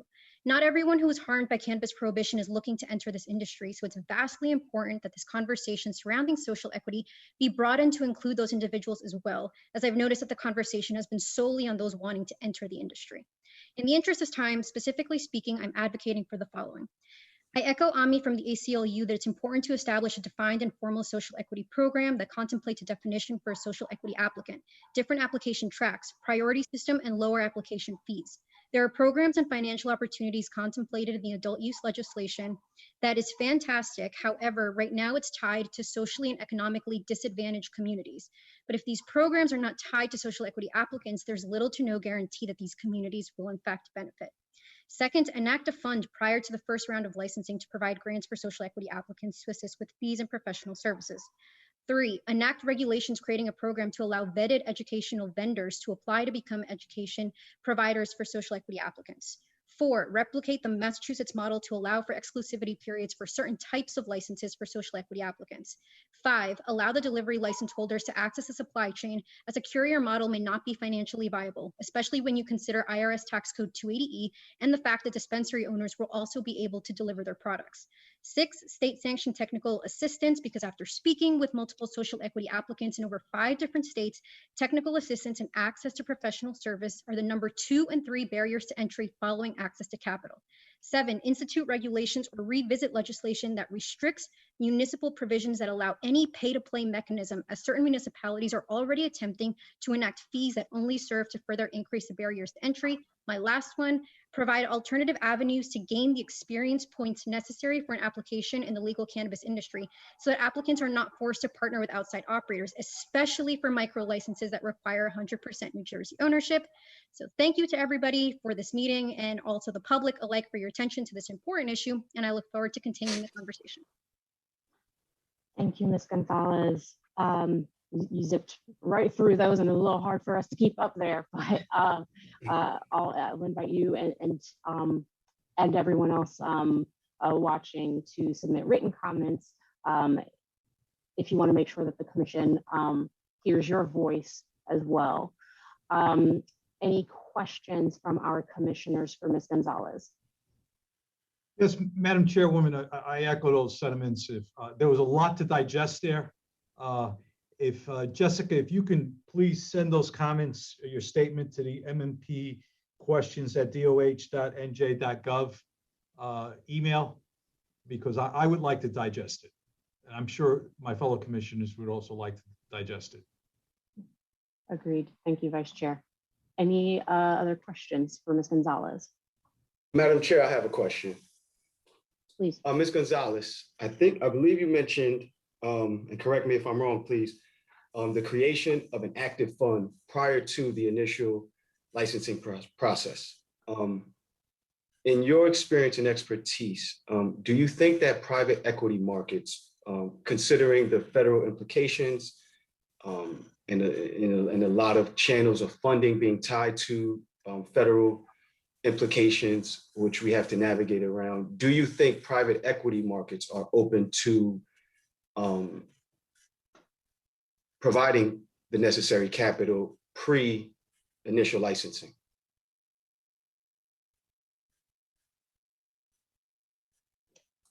Hold on. I think Jessica unmuted her. You should be able to unmute Yes. yourself. Hi. Yep. Hello. Yep. I was muted. So yes, I will be providing this written testimony. I did zip through. Commissioner Barker, so to answer your question, I do think that it is important, but one thing that I just do caution is that we always make sure that a 51% more ownership is maintained when it comes to these funds, to also not allow for multiples of these funds to be able to take control in multiple companies, because what we're already seeing and what I'm seeing from my perspective as an attorney at this space that sits at the unique intersection of social equity policy, business, and law, is that there are already companies looking to skirt a lot of these lines in terms of control. And so while I definitely would encourage certain equity funds for minority participation, I am very weary about the controlling factor in this when it comes to the percentage. Noted. Do you have any suggestions for funds that could be creative that don't give you those concerns? So in terms of the funds, right, one of the issues that we're seeing is timing, right? So if we're looking at social equity day one, it's hard to get that when a lot of these programs are contingent on the revenue fees that we're going to be, receiving from a lot of these from the applications and also from licensing fees. But in terms of establishing a fund, there are other states that currently what they do is they enact fees on their current operators to be able to, medical operators, to participate in the adult use industry by providing a fee. And that fee can go into creating a fund for these social equity applicants in return for the privilege to be able to enter the market first. Thank you very much, Ms. Gonzalez. Absolutely.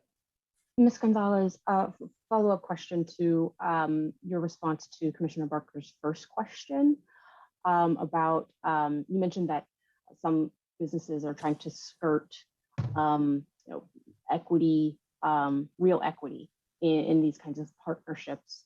Could you spell that out a little bit more for the benefit of the commissioners and the public? What ways have you seen businesses trying to skirt the spirit of equity through these kinds of partnerships or agreements?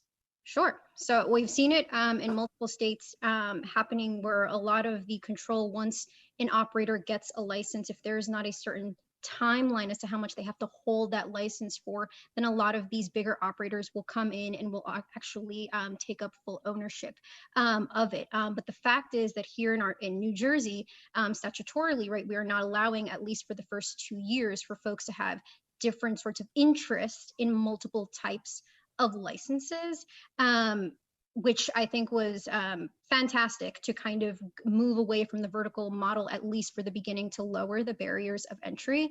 But that is, I know, something that a lot of states have seen that has been swindled in various ways. And so I would definitely urge the commission to keep a close eye on that. And in addition, to keep a close eye on the companies who are certifying as minority, women, or disabled veterans, and to make sure that there's an audit process so that those percentages remain there, not just until they get the license, but afterwards as well, to make sure that the applicants who did receive those designations and who did receive the licenses maintain control and are accurate in terms of their diversity makeup. Thank you. That's helpful to hear. And as the commission examines and considers different audit mechanisms, there is a a downside to making audit requirements that are burdensome, right? And we certainly don't want to overburden people, the communities and the individuals that we are hoping to support and get involved in this market. How do you balance the need for ensuring that a system, our industry is responsible and the people who are operating in it are truly certified as they present themselves to be, without having burdensome documentation or audit requirements on those businesses? Well, I think probably one of the easiest ways to audit that I don't think would be burdensome is the fact that they are going to have to present an annual certification. So if you have, if you were able to get a license and you were within the 15% bucket for minorities or 15% bucket for disabled, veterans, or women, then in your annual certification, you should be able to certify same. And I think that that's a way that it wouldn't be so burdensome, but just something to keep an eye out. Thank you, Ms. Gonzalez. Any other questions from the commissioners? Hearing none, thank you so much, Ms. Gonzalez. Director Brown? So next we have Precious, who I see here. You can unmute yourself. Good evening, everyone. And you are really, really close, Director Brown. It's Osaige Arese. Thank you. Good evening, commissioners, and thank you for the opportunity to allow me to address you and my fellow cannabis industry professionals on the matter of social equity. My name is Precious Osaige Arese, and I'm the Chief Operating Officer at Roll Up Life, Inc. We are an MBE and SBE certified tech and logistics-based cannabis company that offers a unique and accelerated delivery experience, which covers all transportation needs for growers, dispensaries, and consumers in New Jersey. We currently distribute and deliver CBD. My comments today will focus on social equity, but as it relates to delivery and transportation. With over 100,000 medical marijuana patients and only 16 dispensaries, we're all aware of the huge supply and demand discrepancy that leaves thousands of medical patients without access to their medication. We tally that on average, it takes most patients up to 90 minutes to reach their nearest alternative treatment center. And with COVID-19, delivery throughout the entire cannabis industry has been a turnkey that helped to continue drive revenue. We solely believe that delivery and transportation will be the initial mechanism that helps even out our supply chain systems as more cultivators, manufacturers, and retailers come online. Just as you have, we've based most of our delivery business models on other mature markets, specifically Massachusetts. Delivery has a chance to balance equity, where more people of color can have an entry point into the industry and not only have a chance to create generational wealth, but to create jobs, help our communities, reverse negative stigmas, and educate residents on the plant.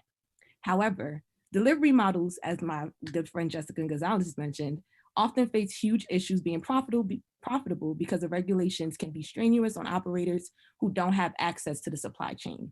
We at Roll Up Life ask that you closely look into what happened in Massachusetts regarding equity and delivery in this space. Massachusetts is one of the only states in the nation that set aside marijuana delivery licenses exclusively for minority entrepreneurs for a period of time, a move that other states are looking to adopt to make their cannabis industries more racially and economically diverse. Massachusetts regulations also found a way to give delivery operators such as myself direct access to the supply chain and therefore instantly make it our models profitable so we can help change our communities. A separate license type that was recently voted on called the marijuana delivery operator allows delivery operators to buy products wholesale from growers and manufacturers and sell them to their own customers. This is in addition to their first delivery type license, which is called a marijuana courier. That's sort of what we have that allows an operator to charge a fee to make deliveries from a licensed retailer and dispensaries.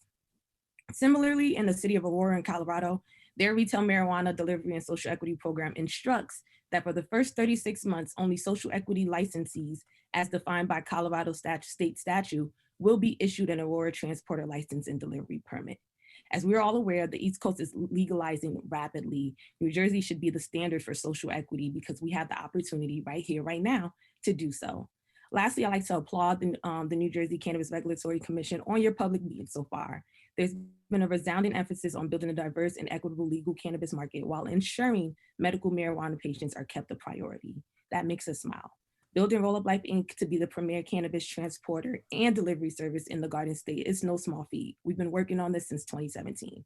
However, we are reassured that you as a commission are looking to empower entrepreneurs and bring restorative justice to impacted Black and Brown communities where I'm from, such as East Orange. I always say you cannot be a cannabis operator if you are not a cannabis advocate. So I implore you to build an industry with institutions that have this sort of mantra built into their country. I really thank you for your time. Thank you, Ms. Osage Irese. Am I pronouncing that correctly? The Precious is fine. I, as somebody who has a unique last name, also try to I recognize that names are important, yeah. And try my best to make sure I'm pronouncing them correctly. Any questions from our commissioners? Yeah, I was actually researching the Massachusetts model on the delivery side, and I'm more interested in just to hear from you, Precious, that you have somewhat of a similar business model here for CBD in New Jersey. How many employees do you have, if you don't mind me asking, and how did you get started? Yeah, so right now it's me and my business partner, Tyann Bryant. We have, I would say, a total of 5 employees that help us out. A lot of it, of course, equity-based as we're growing. We started when we realized that there would be a transportation gap, and my partner, being a medical marijuana patient, he was having a very hard time getting to his nearest alternative treatment center. And his grandmother too. We would have to drive upwards of 45 to 50 minutes. And then with COVID, if you didn't have an appointment, you just kind of didn't have your medicine.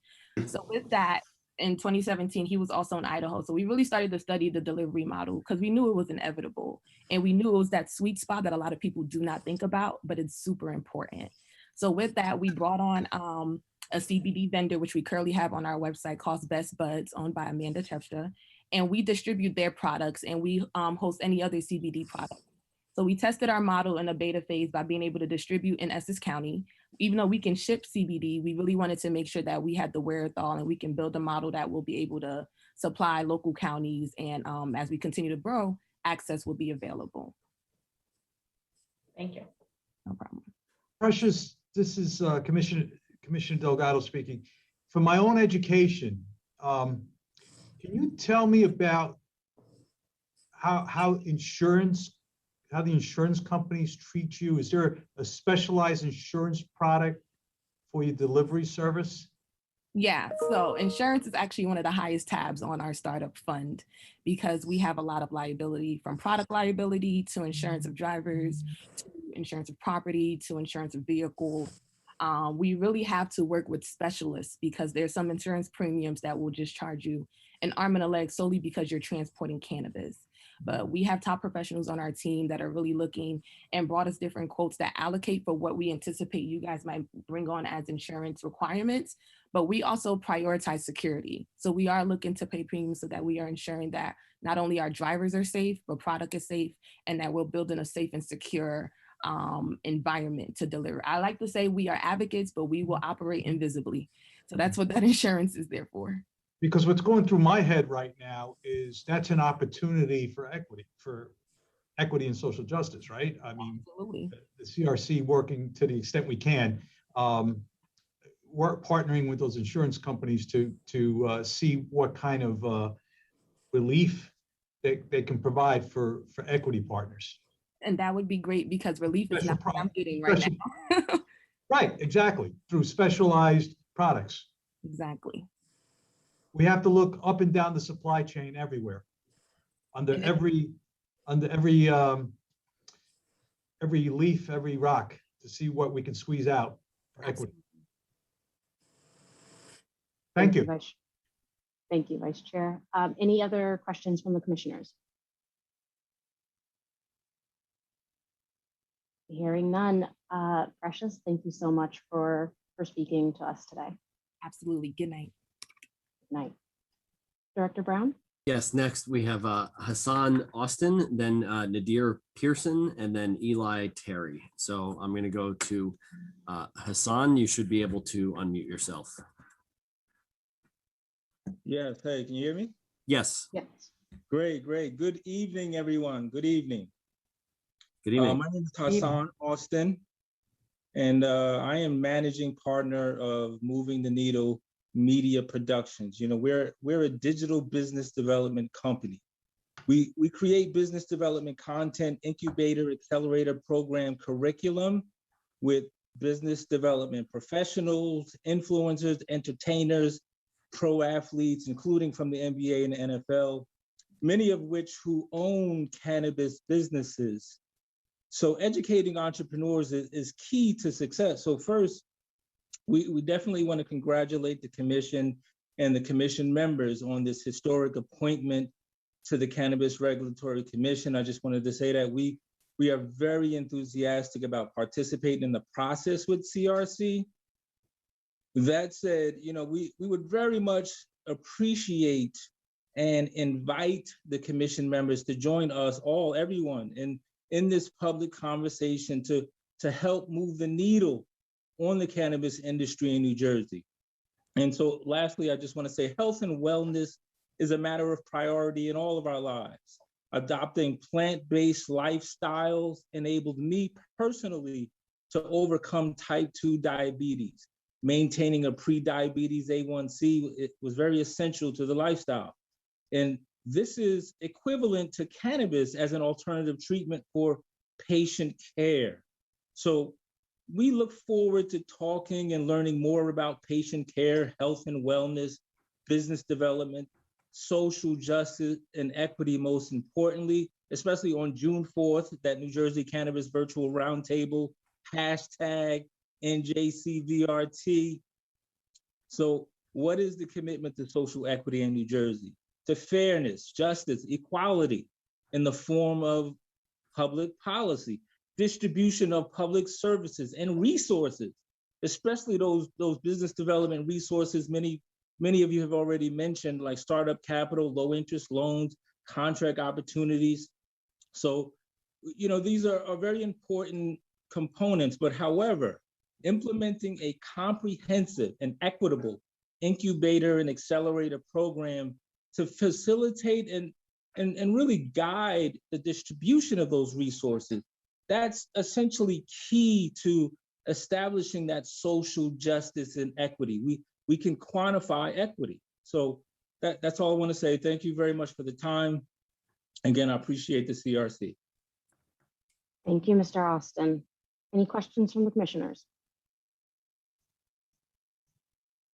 All right, hearing none, Mr. Austin, I thank you again for your comments.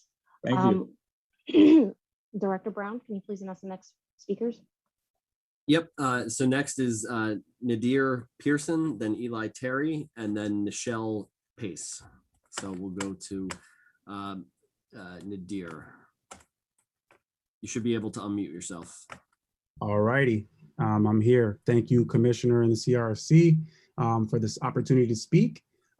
As mentioned, I'll get right into it, and definitely would like to, number one, recommend specificity around the definition of social equity. I know this is something that everybody's familiar with now as a term, so would love to see that in legislation as time continues to go on, and making sure that, yeah, there's a specificity around area and medium income potentially of these candidates, residency, and even proposing the idea around tiers of social equity as well, as we've seen in California's market, where there is, not necessarily an all-in-one inclusion, but, different levels of social equity that there exists. One would like to also bring to the point that, the war on drugs is something that, yes, we're talking about in terms of cannabis and nonviolent offenses, but should be considered in all-encompassing as it pertains to the crack epidemic, all these other drugs that have been, Black and brown communities have been persecuted against. So especially I bring this up in terms of the consideration of folks who have family members who were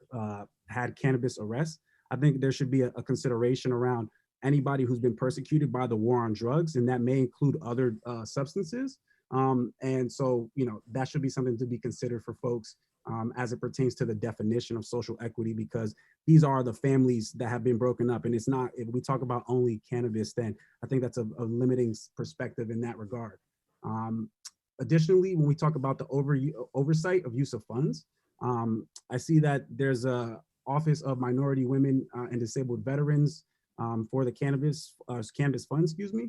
So, as it pertains to this, it is important for whether the CRC doesn't have the capacity to be have specific oversight over the use of funds that will be generated from tax revenue and other opportunities there, so that municipalities are not beholden to taking on the responsibility of where this money goes and what programs this is allocated to, in addition to the sales tax that will be focused for communities disadvantaged.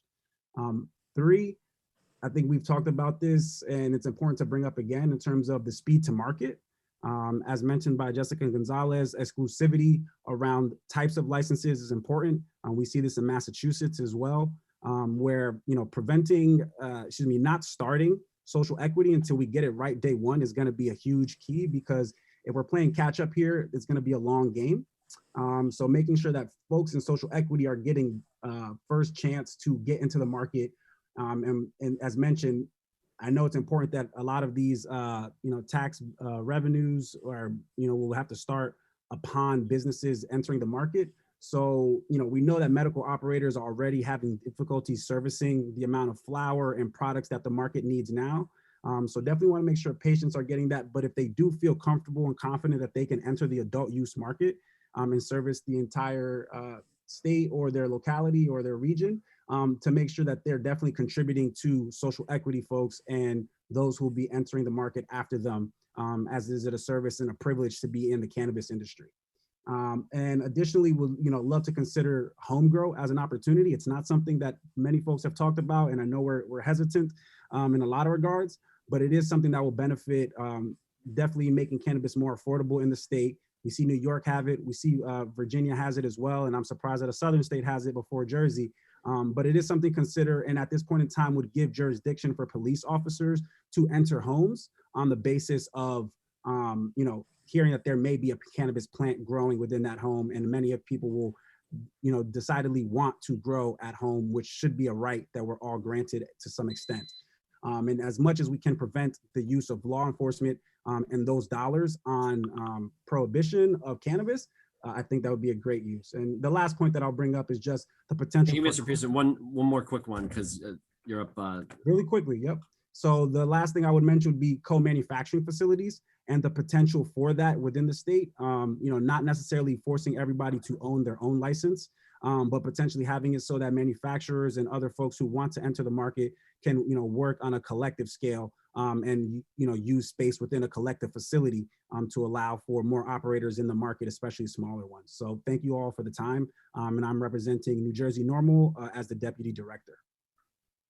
Thank you, Mr. Pearson. Any questions from the commissioners for Mr. Pearson? Mr. Pearson, I have a quick question. Just to make sure I heard you correctly, I think one of the points you touched on was the speed to market. Did I hear you correct in saying we shouldn't rush at the expense of social equity? Not at all. Yes, you heard me correctly. It's important that, we make sure that social equity day one is a priority and that those folks are, being able to enter the market. We know that big corporations will always find a way to enter the market whenever it is opportunity is available. Thank you very much, Mr. Pearson. Any other questions from the commissioners? Hearing none, Mr. Pearson, thank you so much for your comment. Thank you. Director Brown, please, and it's the next speakers. And while Director Brown is working on teeing up the next set of speakers, I just want to remind folks, you do have the ability to submit written comments to us. We have I think about just over 250 people still with us this evening. And we want to make sure that we get, we hear from everybody who had registered and signed up to speak. So please keep your comments concise and your responses to any questions that the commissioners raise also concise, just so we can maximize the number of folks who we hear from this evening. Thank you. Director Brown. Yes, next was Eli Terry, and I don't see, there's an Eli who's not connected to audio, and I don't see the phone number. So we're going to move on to Nichelle Pace, who I see. Nichelle, you should be able to unmute yourself. Thank you. Thank you, Chairwoman Waynu, Commissioner Nash, good to see you, and the rest of the commissioners. I'm Nichelle Pace. I am the Vice President of the Camden Business Association down here in the city of Invincible. I echo our former speakers, such as Brendan, Amy, also agree with some of the points of Nadir that just spoke. But I want to just impart to everyone listening and the commissioner, this is not a traditional business exercise. This is an equity exercise. This is part of an exercise of a larger economic justice issue, particularly for Black and Brown people that dates back before Prohibition.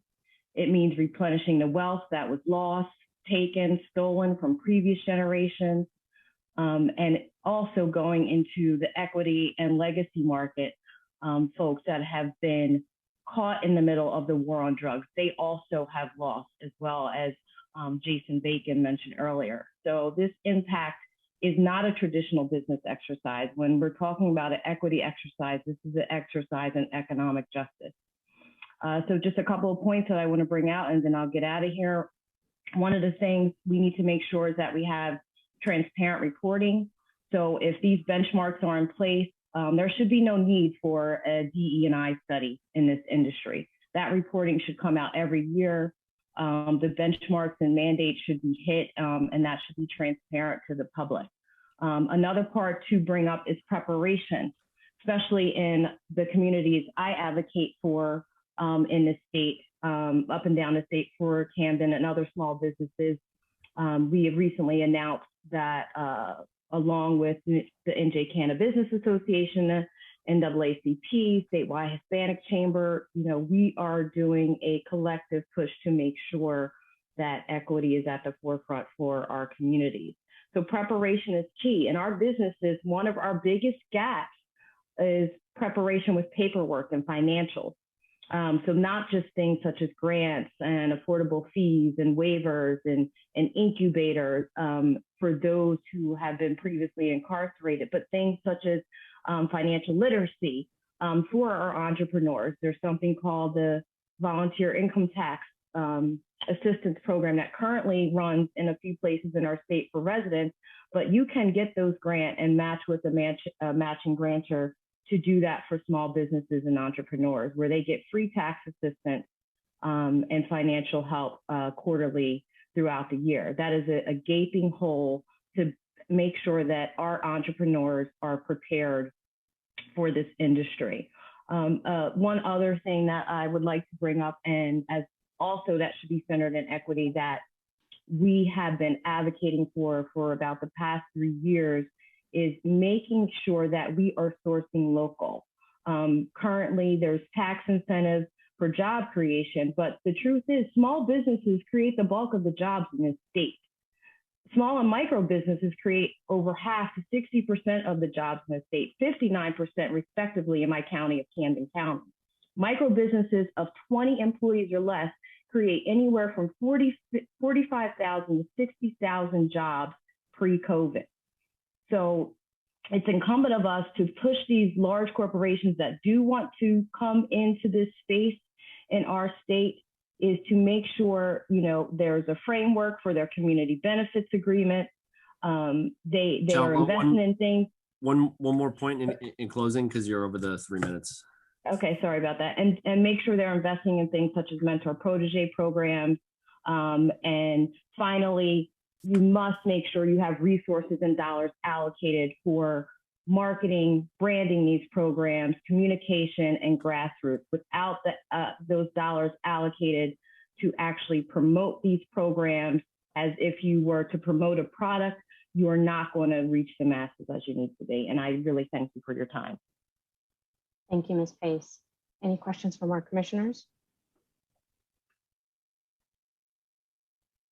Great. Hearing none, Ms. Pace, I thank you again for your comments this evening. Director Brown? Next is Chuck Latini, and then Hugh Giordano, and then William Sosis. So Chuck, you should be able to unmute yourself. Hey, thanks, Jeff. First and foremost, thank you all again for the opportunity to comment. Obviously, with any uncharted waters such as this process, the difficulties of how much participation weighed against the ticking clock is also always a careful balance. So good luck. So what standards should the CRC be adopting? One, first and foremost, we heard it quite a bit, education, the tool to success. We need to not only provide access, we need to provide the tools to succeed. So we need to educate on medicinal value. I think first and foremost, honor the medicine, the rest falls in place, including the money, y'all. I would highly encourage you all to also reach out to Wanda James of Simply Pure in Colorado. She's been directly involved with what's going on there at the governor's office.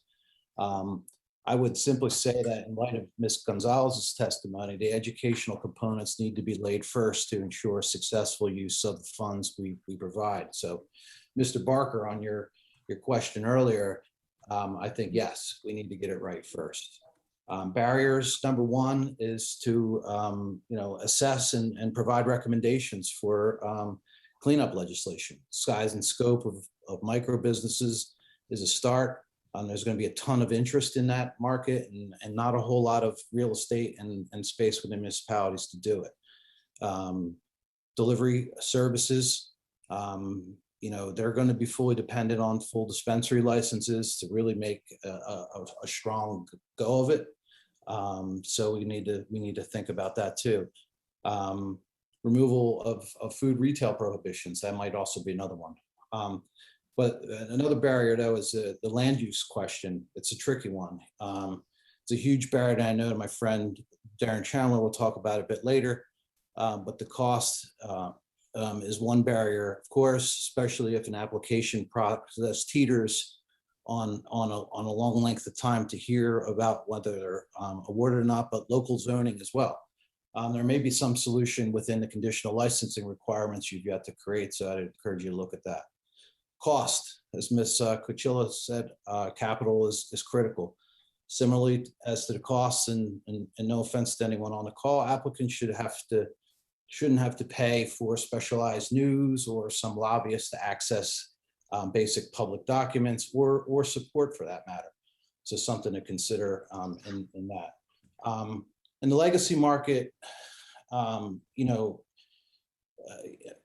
we've seen through the eyes of, really of privileged folks that have not been impacted by the war on drugs don't really know what they don't know.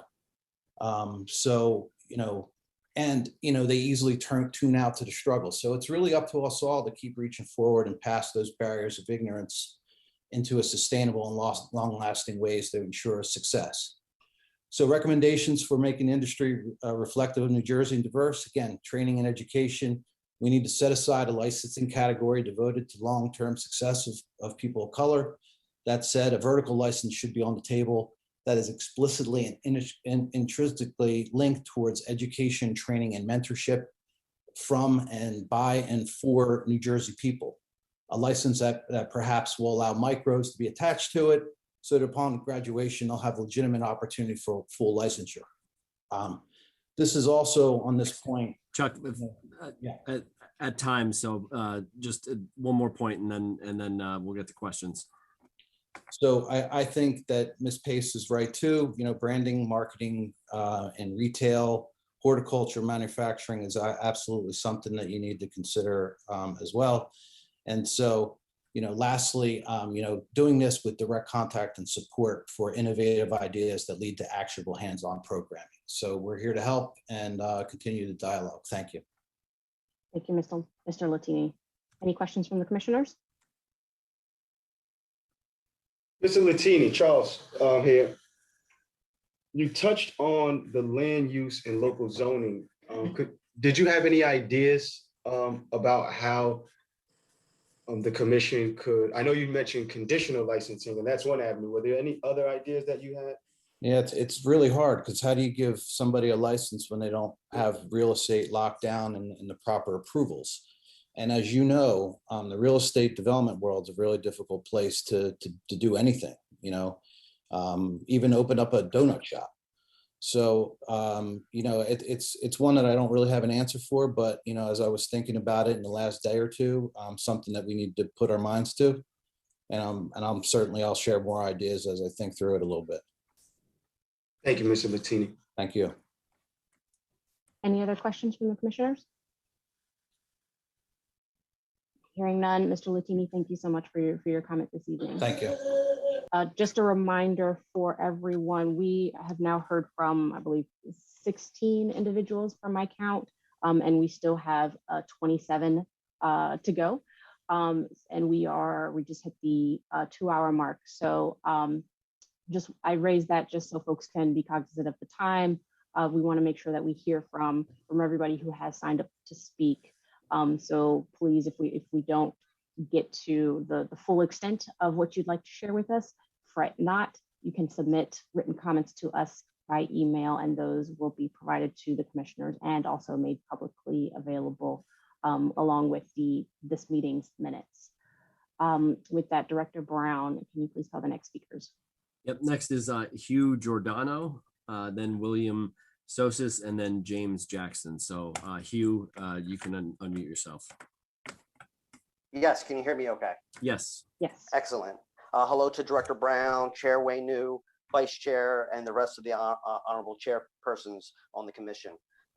As everybody knows, my name is Hugh Giordano, and I represent the United Food and Commercial Workers Union, which is the official labor union which represents cannabis workers from seed to sale on a national level. I wanted to say thank you so much for having this conversation, and we will make it clear from labor standpoint that workers' rights and social equity are the same conversation, period.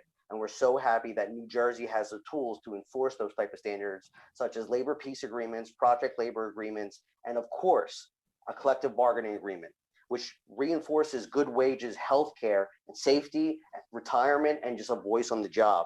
A couple stats that I want to throw out there: union workers earn more than 10% compared to non-union workers. That's $300 more a week in strong union states that have strong industries, which we can create here in New Jersey. Unions help raise the standards across the board. When we look at social equity and we look at the pay gap, that's a huge issue. We must protect the workers. When workers join a union, between 13% and 18% is the increase in wages for Hispanic workers and those that are African American. This also increases the power to have adequate and efficient healthcare. Unionized workers that are African American and Hispanic, 95% of them have paid for by the employer healthcare, which creates strong and healthy communities. One of the things that's important to remember within the labor movement and within cannabis is that this has been built in the back of working class people, specifically in immigrant and neighborhoods of color. And this is a great opportunity to enforce what the state has worked so hard for, which is a collective bargaining agreement, which guarantees workers' rights. Racial disparities are huge within cannabis, and this is a way to counteract that. Also, occupational segregation, discrimination, union contracts protect against these types of issues. It's important to recognize that Miss Nikisha Lewis from the ACLU wrote a great point. She made a great point. And she said, the moment for civil rights and labor rights has always been powered by the same principle, because we are intricately tied to one another.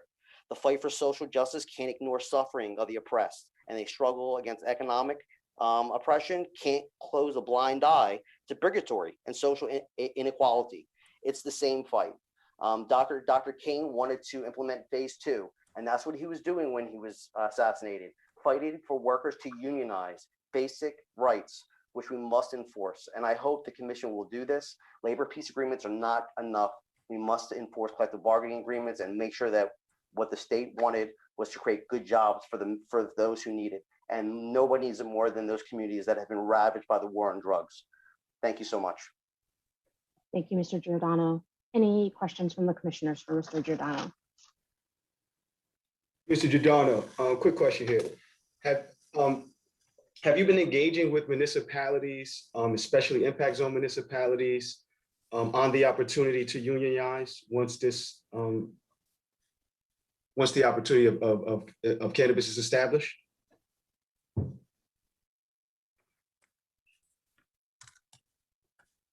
Hugh, you should be able to unmute yourself again.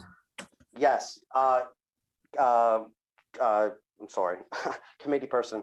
Yes, committee person Barker. I am approaching councils and mayors as we speak trying to make sure that they pass local standards, which have labor standards, environmental standards, community standards, and other social equity standards within it. And I am actively doing that. Absolutely, 100%. Thank you. And have you reached out to social justice advocacy groups in that same vein? Or do you plan to do it? Director Brown, I think. Yep. Yes. Got it. Yes, we are working closely with the NAACP. We have worked with groups such as the ACLU, Coalition of Medical Marijuana, Sativa Cross, and other groups the UFCW is involved with women's rights, LGBTQ. And we are working with current employers that are doing the same thing, such as the Garden State Dispensary, Verano, which is Zenleaf as well. You know, it's a coalition of industry, labor, and social and community groups, because we're all in together. So absolutely, 100%. Thank you, Mr. Giordano. Thank you. Any other questions? Hearing none, thank you so much, Mr. Giordano, for your time and your comment. Director Brown. Next is William Sosis, then James Jackson, and then Molly Hartman Lustig. William, you should be able to unmute yourself. Yes, hi. Can you hear me? Yes. Yes. Okay. Yes, hi. Thanks, everyone, and good evening, and appreciate what's going on here. I really do. I'm an attorney, a family law attorney. I'm also a medical marijuana user. But I just wanted to comment on something that probably it's equity and it covers a social justice issue, but it goes beyond that too, because I want to talk about the conventional medicine. I think everybody knows that anybody who cares to look, there's iatrogenic deaths that occur it's like close to 250,000. And these are from sources that are reliable, like I believe one of the ones I checked was Johns Hopkins, which also reports on COVID. So there's these tremendous amount of deaths that are in the medical community, and about probably something like half of them are from prescription drugs alone. So when we think about all this, and we think about medical marijuana and even recreational marijuana, I think we need to focus on the fact that the benefits of any drug therapy has to be determined between a balance of the efficacy of the drug itself and the adverse drug reactions. And when these adverse drug reactions, which are enormous, of a prescription drug, when they offset the benefits, that the drug either has to be fixed, discontinued, or something like that. And unlike marijuana, which has a history of like 10,000 years or something like that, has never been shown to cause harm. Many of these drugs cause adverse effects that are either harmful, life-threatening, or require more drugs. So I think all of this is important in balancing this issue, even beyond the really ugly and horrible social justice issues that the history of marijuana has to show. So I think this extends into equity beyond the fairness of racial lines, where this has been exploited by I think in New Jersey, like I don't know, anywhere between, depending on the municipality, so many drug arrests between like, I don't know, 20 and up to like 70 or 80% are for marijuana. I don't know. I hope that's been declining lately, but I just, that's all I wanted to say. I appreciate what everyone is doing. I think this is a great movement forward. As a user, I could go on and on and on about the benefits of medical marijuana and the different strains that are now available. So that's really all I needed to say. And I thank everybody again, and that's it. Thank you, Mr. Sosis. Any questions from the commissioners? Hearing none, Mr. Sosis, thank you for your comment. Director Brown? Next is James Jackson, then Molly Hartman Lustig, and then Tara Lynn Gonzalez. So Mr. Jackson, you should be able to unmute yourself.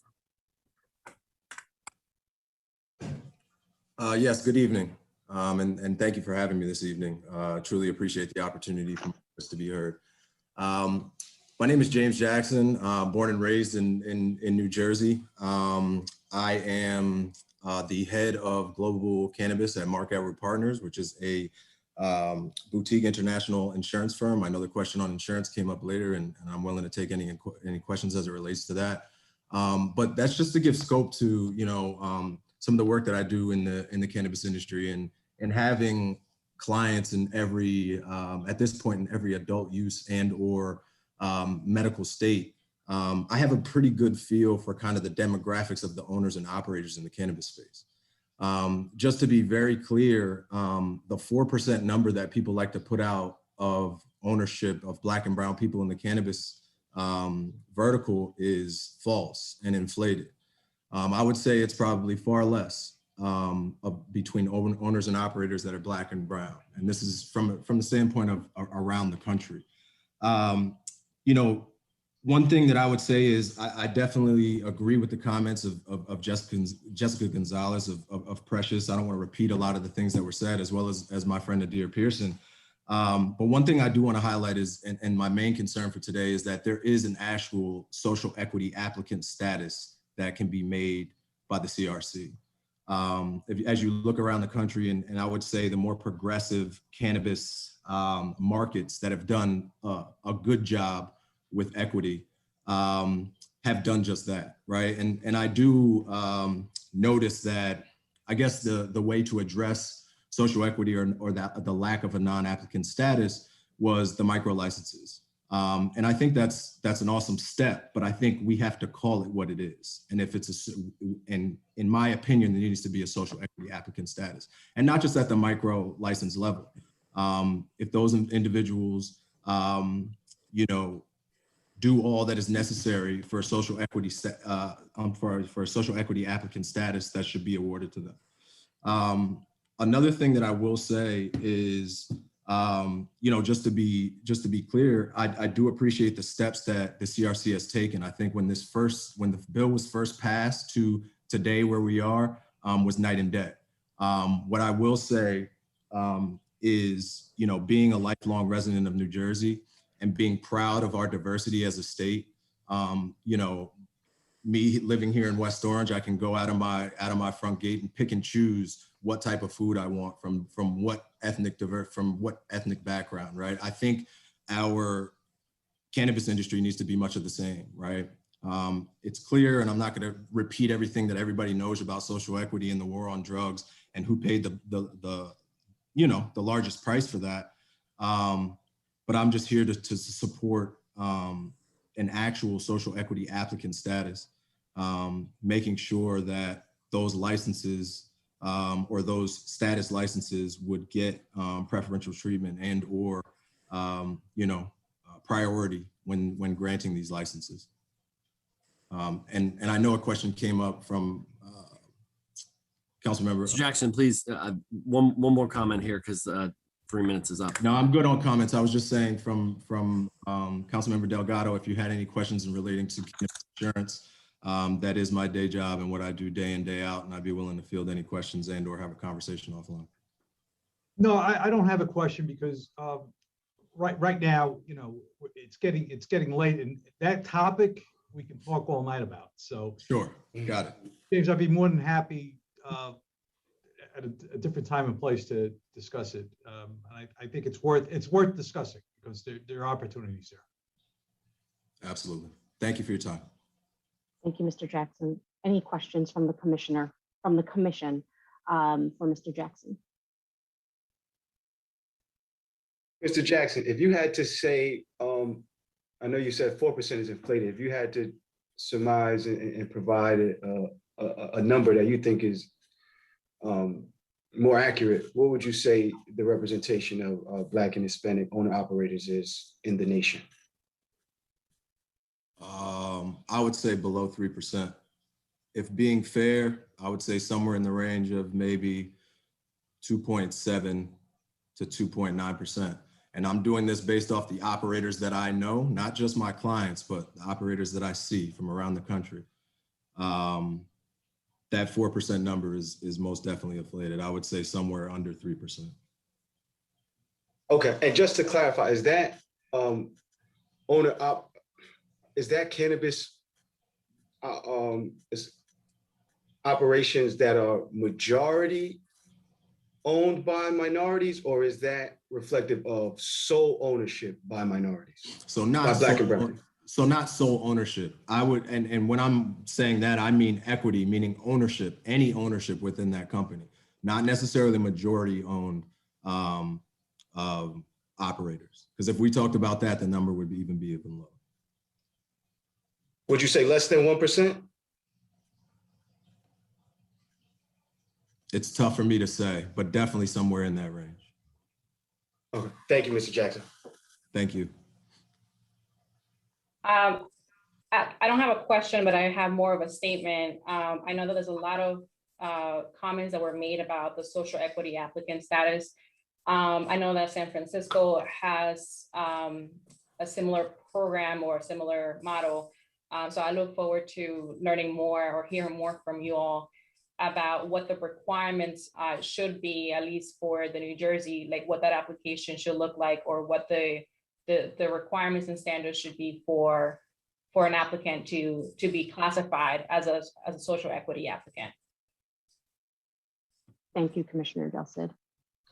Well said. If there are no other questions for Mr. Jackson, I'll thank Mr. Jackson for his time and his comment this evening. Director Brown, can you please call the next speakers? Yep. So next we have Molly Hartman Lustig, then Terrelyn Gonzalez, and then Mary Pryor. So Molly, you should be able to unmute yourself. Thank you, commissioners, this evening. I am an attorney at Chase & Lamparello in Secaucus. I am chair of our firm's cannabis practice group, and I am a lifelong New Jersey resident. I represent a large out-of-state cultivator who prides himself on being able to provide apprenticeship opportunities to what we in New Jersey are characterizing as micro business operators, and has in other states been able to fund those who have participated in his apprenticeship programs. He wants to be a part of educating and possibly funding local entrepreneurs, but based on the regulations as presently written, he is concerned about providing any assistance to any entity that might prohibit his own entry into the market and might adversely affect the micro business also seeking entry into the market. Presently, because the regulations prohibit a Class 1 cultivator license holder during the first 18 to 24 months after implementation from holding any concurrent license other than a processing license, and also having any type of agreement with an individual holding that different license type, a cultivator will have issues not only ensuring that their product has a place to be sold, but they may be precluded from entering the market because of assistance and agreements to other entities that are awarded license types. I'd like to see significant direction during rules making in terms of these dynamics between the potential relationships between funding entities and the potential for them not to receive licenses as a result of being part of educational programs. Thank you, Ms. Hartman. Very, very quickly, I have a follow-up question. So are you saying that the apprenticeship program that your client currently has or is contemplating is one that would necessarily involve multiple classes of cannabis licenses, or is the apprenticeship program structured such that your client doesn't necessarily have to own interest in other classes if your client chooses to be a Class 1 cultivator? Director Brown, I think she had muted herself. Thank you. I think can you hear me? Yes. Yes. Yeah, so thank you, Chairwoman. It's not necessarily just apprenticeship in a cultivator sense. It could be for any of the license types, whether it be retail, processing, manufacturing, even delivery. He's been able to establish those models in other states and has been quite successful in terms of teaching individuals who want access to the market so that they're able to replicate his model in other states. And what ends up happening in many of those instances is that he has a funding, some type of funding interest, and it may not be ownership, but the way that the regulations are currently written, or the way that I'm interpreting them and others are interpreting them, seems to prohibit him from providing funding sources to any license holder who may hold a license type other than a Class 1 cultivation license type, and potentially jeopardize his own entry into the market and theirs, if such an agreement were to exist. Thanks for the clarification. Thank you. Any questions from the other commissioners? Hearing none, thank you again, Ms. Hartman. Director Brown? So next is Carolyn Gonzalez. You should be able to unmute yourself. Good evening. My name is Carolyn Gonzalez. I am a New Jersey resident. I am interested in entering into the New Jersey market of cannabis when it is fully legal to do so.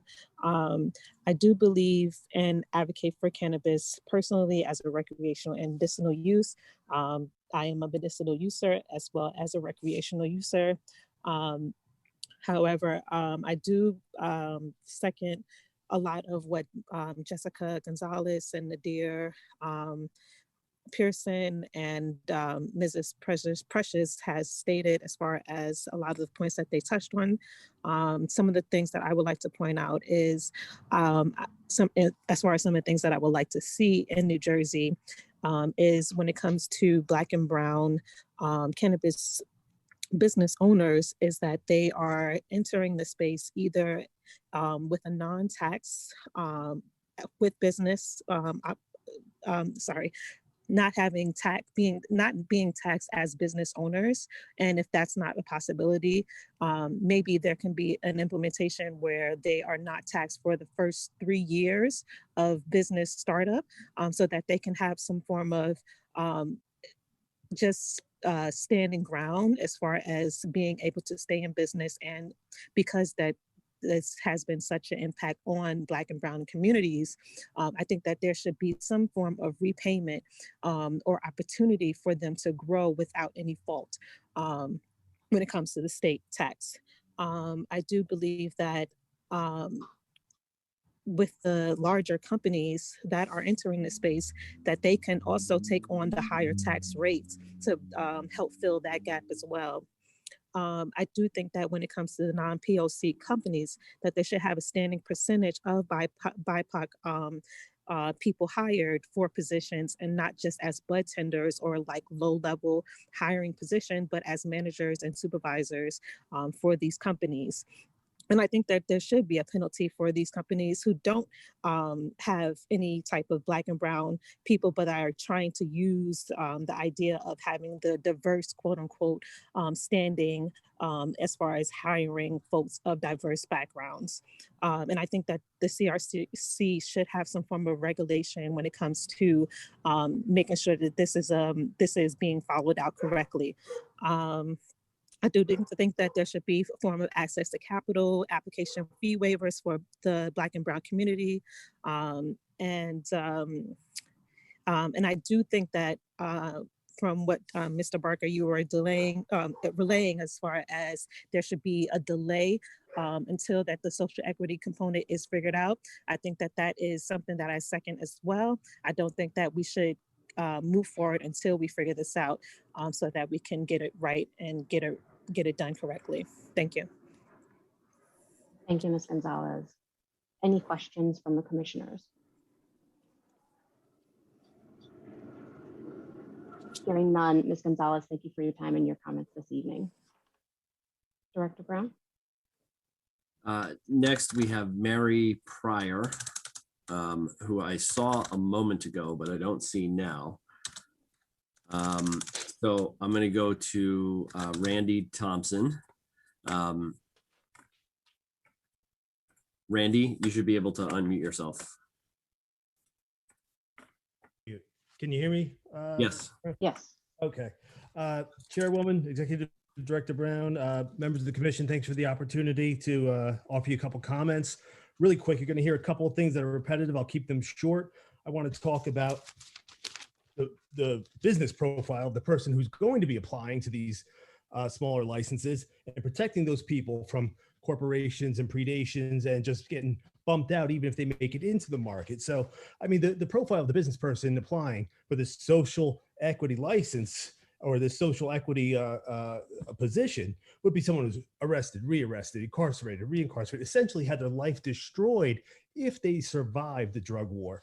So you should be looking at someone with destroyed credit, little to no assets, etc. You know, little work experience, possibly little to no education, did not complete that, little to no business experience. So what do you got to do? But the one thing is that they survived this experience. So that's an exceptional person right there. Build on the strength. The commission has this big mandate on its shoulders to turn those into positives. Just turn those negatives there. That's the job of the commission. And again, you're going to hear repetition here, grants to the impact of populations, business planning, consultation. One thing that may be different from the suggestions here is outreach that is meaningful to these populations. And in the interest of time, if you want to talk about that later or in follow-up, I'd be happy to. Protecting the people impacted. This is going to be from the Walmarts of marijuana.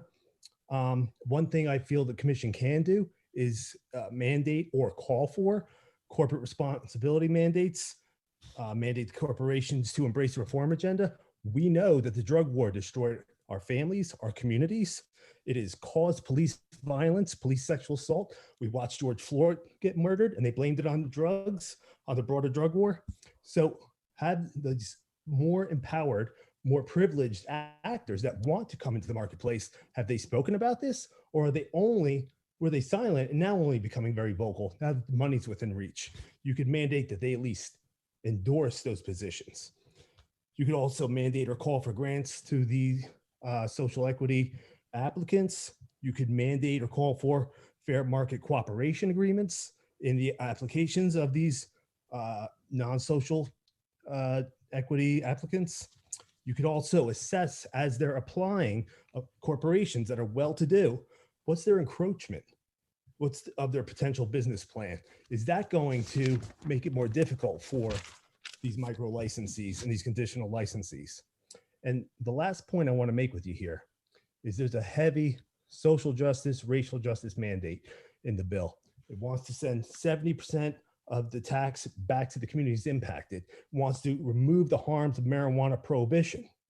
But if we don't address the broader drug war, the leftover existing drug war infrastructure, the same person that you want to put in the center of this business, he's not going to get arrested. She's not going to get arrested. For that, they will simply use another excuse. We're talking about hyper police populations. And the way you can address this is by making grants with that 70% of the tax money, not just to help business applicants, but make those grants to at least seed some harm reduction activities, some decriminalization activities. Mr. Thompson, 3 minutes is up, so please provide a quick closing comment. Closing sentence here, or the grants for the police accountability. That would be an incredible statement and incredible action. This issue began with our bodies, our families, and our communities being attacked. It should end with our bodies, our families, our communities being empowered and protected in the marketplace and as we live. Thank you. Thank you, Mr. Thompson. Any questions from the commission for Mr. Thompson? Yes, Mr. Thompson, thank you for your remarks and thank you for sharing what a potential business applicant profile would look like. I know you mentioned arrest. I didn't know if I heard. So I want to ask, is your profile also inclusive of individuals in the legacy market? And since you kind of touched on that, I would like to know your thoughts on bringing in the legacy market. Could you just clarify the legacy market for me, Commissioner? The illicit market. The illicit market. Yes, sir. I think that's absolutely something that should be first and foremost. People, Look, prohibition gave rise to organized crimes, to cartels, to systematic empowerment of actors that were already empowered. But people on the floor, on the street, are struggling to get by. It is a path of lesser resistance. Rather than going out and stealing something, robbing something, take something, you use it a little bit or you sell a little bit. This is a common story we've heard time and time again. These are not horrible people. They are people caught up in a horrible policy and a horrible system. They should absolutely be first and foremost in this, or included in the group that is first, foremost, and center in this marketplace. I think that would help you achieve your goal. Thank you very much for that feedback, Mr. Thompson. Absolutely. Thank you for your question. Any other questions from the commissioners? Seeing none, Mr. Thompson, thank you for your time and your comments this evening. Much appreciated. Director Brown. Next, we have Isaiah Morris, then Christopher Almada, and then Lefty Grimes. So Isaiah, you should be able to unmute yourself.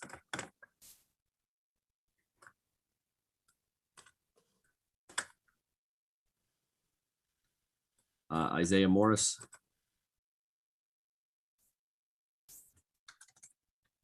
Okay, so we'll go to Chris Almada. Chris, you should be able to unmute yourself. Yes, hello. Yeah, hi, Chris.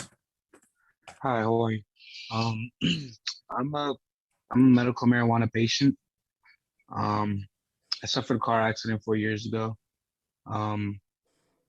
And I want to take part of this new cannabis industry, but as a patient, I am also on disability.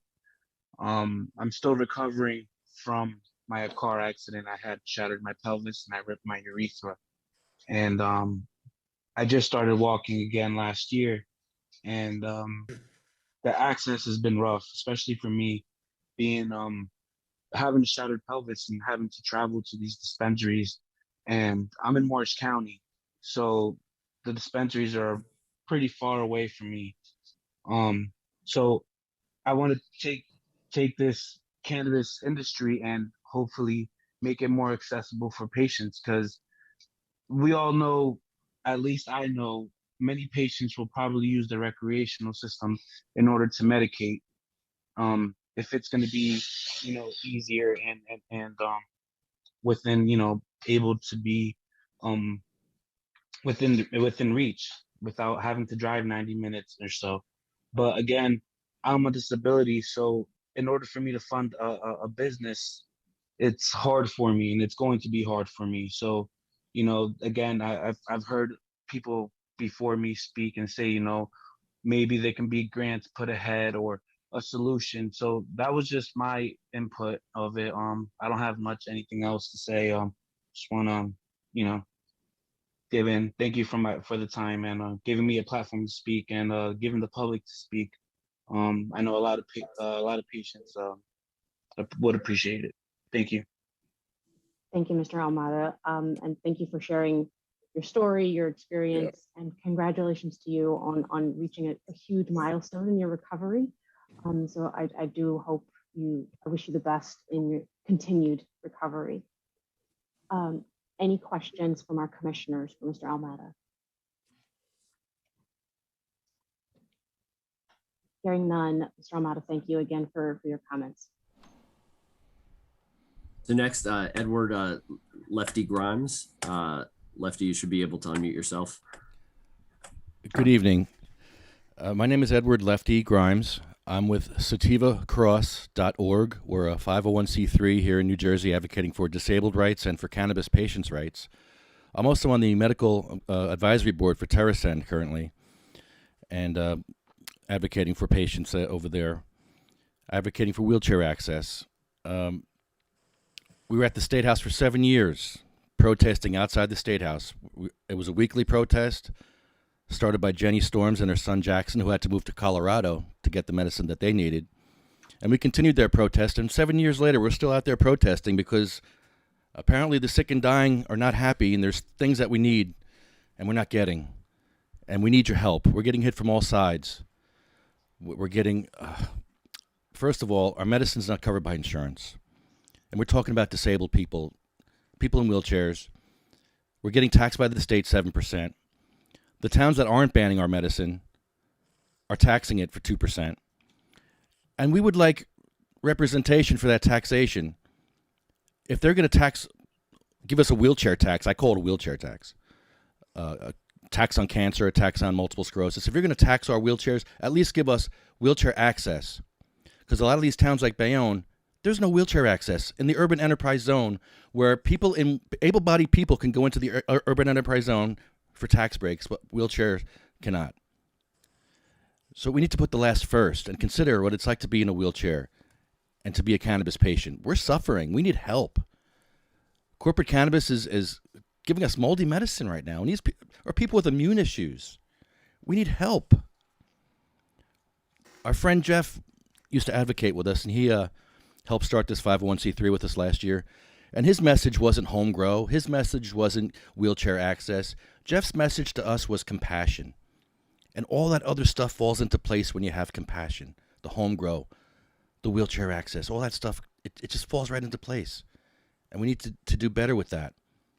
And that's all I have.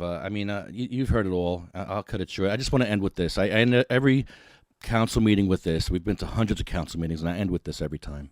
And it really fits for all our patients. They went with songs to the battle. They were young, straight of limb, true of eye, steady and aglow. They were staunch to the end against odds uncounted. They fell with their faces to the foe.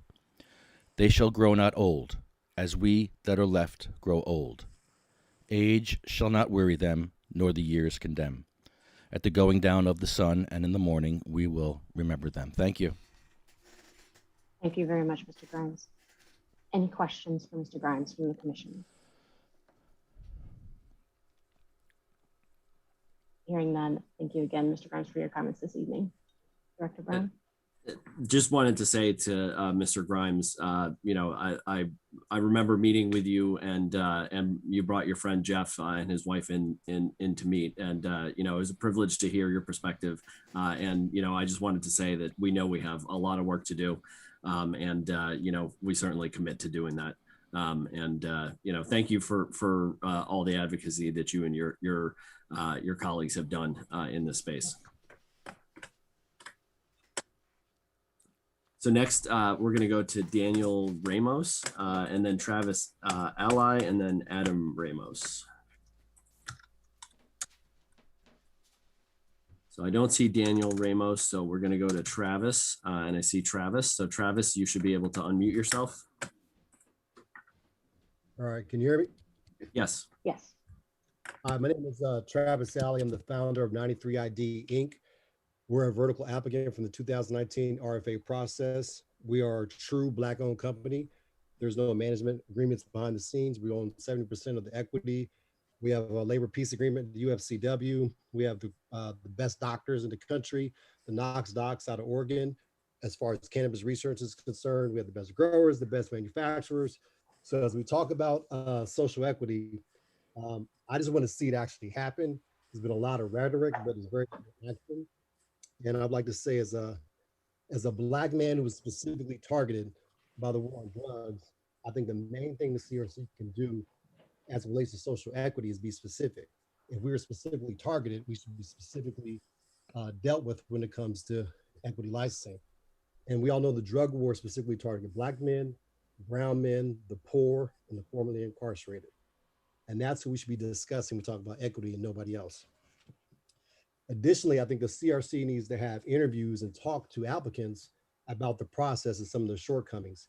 Because if the CRC is serious about creating an equitable marketplace, the licensing process is completely broken. As currently constituted, the licensing process is really about real estate, politics, and access. And that's it. Somebody mentioned earlier, should we not have skin in the game, AKA financial investment? The answer to that is yes. To help create an inclusive market, the state should be operating as a broker. Connect applicants with investors and property owners. Evaluate applicants on their ability, their team, and their story. Evaluate investors and property owners separately by the same criteria. Then the state, in the form of CRC, pairs successful applicants from each group together in a way that makes sense, either by region, investment ability, or investment with investment need. This would be revolutionary, make New Jersey stand out from the pack, and the CRC could just do it without any new legislation. In my email comments, I also included an offer sheet we got from a company whereby we would be, me and Levi would be the owners, but they would own the economic interest 95%. Just as an example of some chicanery that goes on in this business or in this marketplace. And as it relates to ordinances and zoning, for a big city like Newark, there was only 4 buildings in the entire city that were even options, and they're all owned by the same person. And that same person delays and delays and delays because he's working against you, right? So it's really a lot of underhanded things going on. I also like to say that we have another company, because there's a lot of talk about micro licenses, right? And without some support, they're going to fail as well. We have Bud Box Farms. We make turnkey hydroponic farming systems for cannabis cultivation and manufacturing that we want to give away basically with no money up front, right? Because I think the money is the barrier, the money and the access to equity applicants without any upfront costs, and we pay the legal fees and walk them through the application process. The idea is to create an innovation hub of multiple micro licensees that can all share and be mentored collectively, and we can help graduate them through the process. And I think that's necessary, or else the micro license will fail as well. And I want to just real quickly, briefly respond to some of the points brought up here today. Yeah, Mr. Ali, just one more comment here because we're over 3 minutes here. Okay, we're not. I was timing it, but it's fine. Real quick, training is great. Certification is a horrible idea. I hope you guys do not take that up. Micro license should remain Jersey only. You should not need money to get in. I second Jason Bakeman's recommendation on the micro licenses. A delay, to Mr. Barker's point, is a great thing. We've been in delay as of 2019 for over a year and a half. So forgive me, people can wait until we get the social equities right, because right now it's completely wrong. And that's it. Thank you, Mr. Ali. Any questions from the commissioners? Oh, Mr. Ally, can you just share, and if it makes sense to discuss it offline, I'm happy to do that in the interest of time. Could you just express some of those hardships that you face? Yes. And things and suggestions for the next round of applications? Yeah, I'll be real quick. The main thing that CRC should do is divorce the process from real estate and ordinances that the towns may put forward. You should not need political buy-in, and you shouldn't need real estate. And right now we're talking about, even with micro licensees, right? You say 2,500 square feet, that's not that big, right? But good luck trying to find a building that's zoned properly, that you have the funding for, that you can build out. You won't have any. The micro licenses are going to go to privileged folks that have the right skin color or gender. And that's a guarantee, unless you have some sort of funding, or like what I was talking about with our company, Bud Box Farms. Like, I'm really surprised. I've been interviewed several times on TV. We've had dozens of articles written about us, and I've sent dozens of emails to the CRC. None have been answered, and you guys have not asked me any questions. So if you're going to put out a new licensing framework without talking to the people who've been through it, it's going to fail just like it's failed to this point. Appreciate that feedback, Mr. Ally. You're welcome. I appreciate it. Any other questions from the commissioners? Hearing none, Mr. Ali, thank you so much for your time and your comments this evening. So just we'll go to Adam Ramos next. Just a note, we're having some power issues here at the CRC offices, so I'm going to step away here to see what's going on. So it's Adam Ramos, then Usman Khawaja, and then Darren Chandler. So we'll go to Adam first. And I do not see Adam Ramos. So I do see Usman. Usman, you should be able to unmute yourself.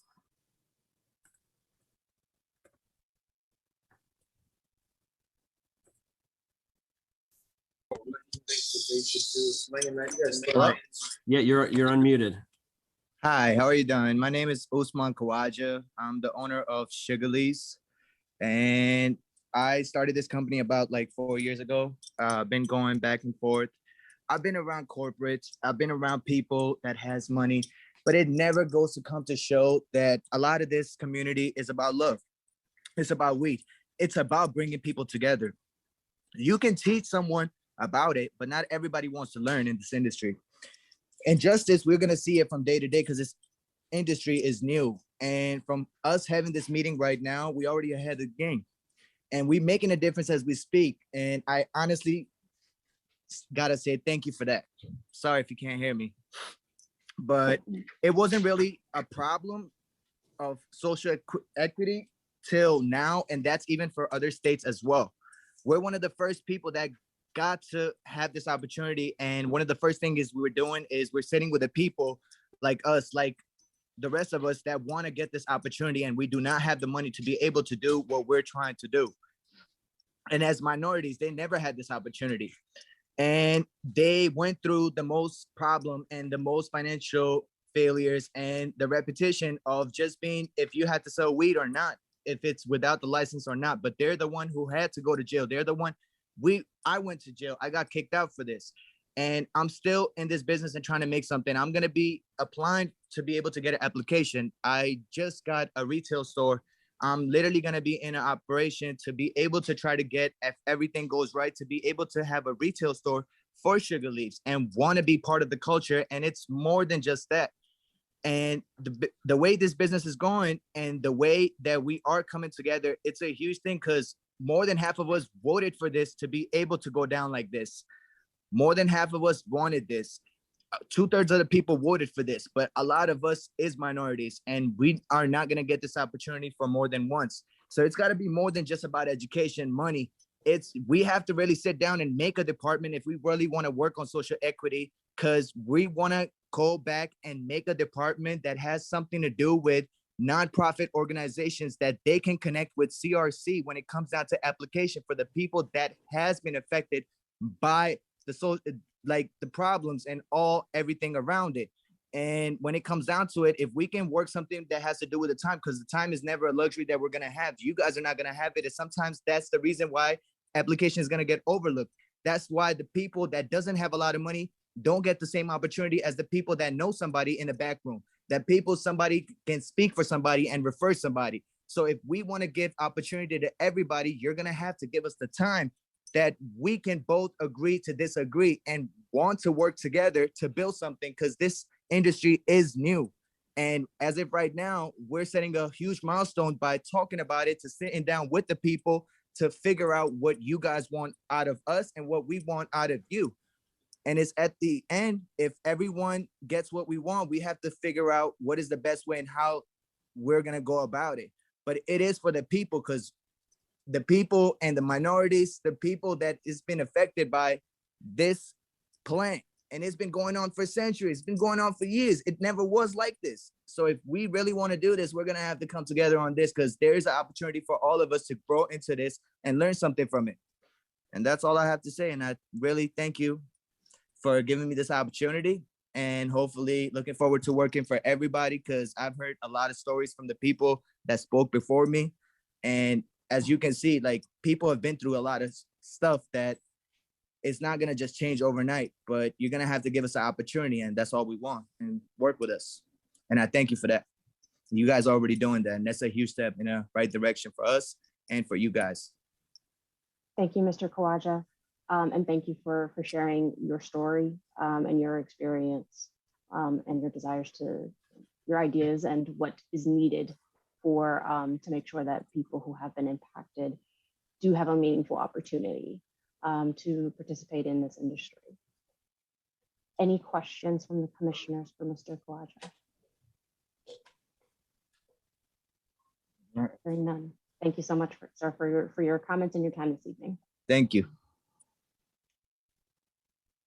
So we can chalk up power going off to another another new experience in state government. But let's go to Darren Chandler next. Darren, you can unmute yourself. Hello, can you hear me? Yes. Hey, how you doing, everyone? My name is Darren Chandler Jr., and I am president of Premium Genetic Partners. We are a 2019 vertical minority applicant, and I'm also a lifelong New Jersey resident. I want to thank the CRC for this forum and allow me to participate. I think the main goal for you guys really is you need to create an actual social equity plan and create the requirements and criteria for our version of a social equity applicant. We could take the best elements for specific markets that have social equity plans like Illinois, Massachusetts, and now Colorado.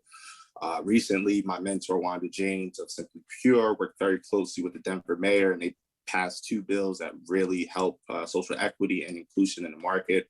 One of the new things now is that every licensee is required to submit a social impact plan, which outlines their company's diversity and inclusion plans. In a footnote, some of the benefits of social equity applicants in Illinois is they received reduced license fees and low interest loans for capital. The main problem that really exists is that you need to release the 2019 award. Awarding new applicants is the easiest way for the CRC to start creating diversity in the market, as there are currently no minority operators in the state. As a form of restitution from the 2019 lawsuit, we should also expand the number of licenses that are going to be awarded in 2019 to jumpstart the industry. And you already have a pool of applicants that are ready and ready to go. For future RFAs, and I want to double down on Chuck, my really good friend Latini, and Travis Isla. I've been a real estate professional in the state of New Jersey for 10 years. Social equity applicants should not have to require real estate prior to be awarding a cannabis license. It's just entirely too much money for a license that's not guaranteed. You're putting people in financial hardships before getting into the industry. My recommendations for the CRC is that we need more transparency, especially in the license scoring processes. As seen in your 2018 lawsuit, the previous department's medical license scoring model was deemed unreasonable. And from my own personal experience as a 2019 applicant, I have not received one official correspondence from the state regarding my application, and there's still no clear deadline on when the awarding will be.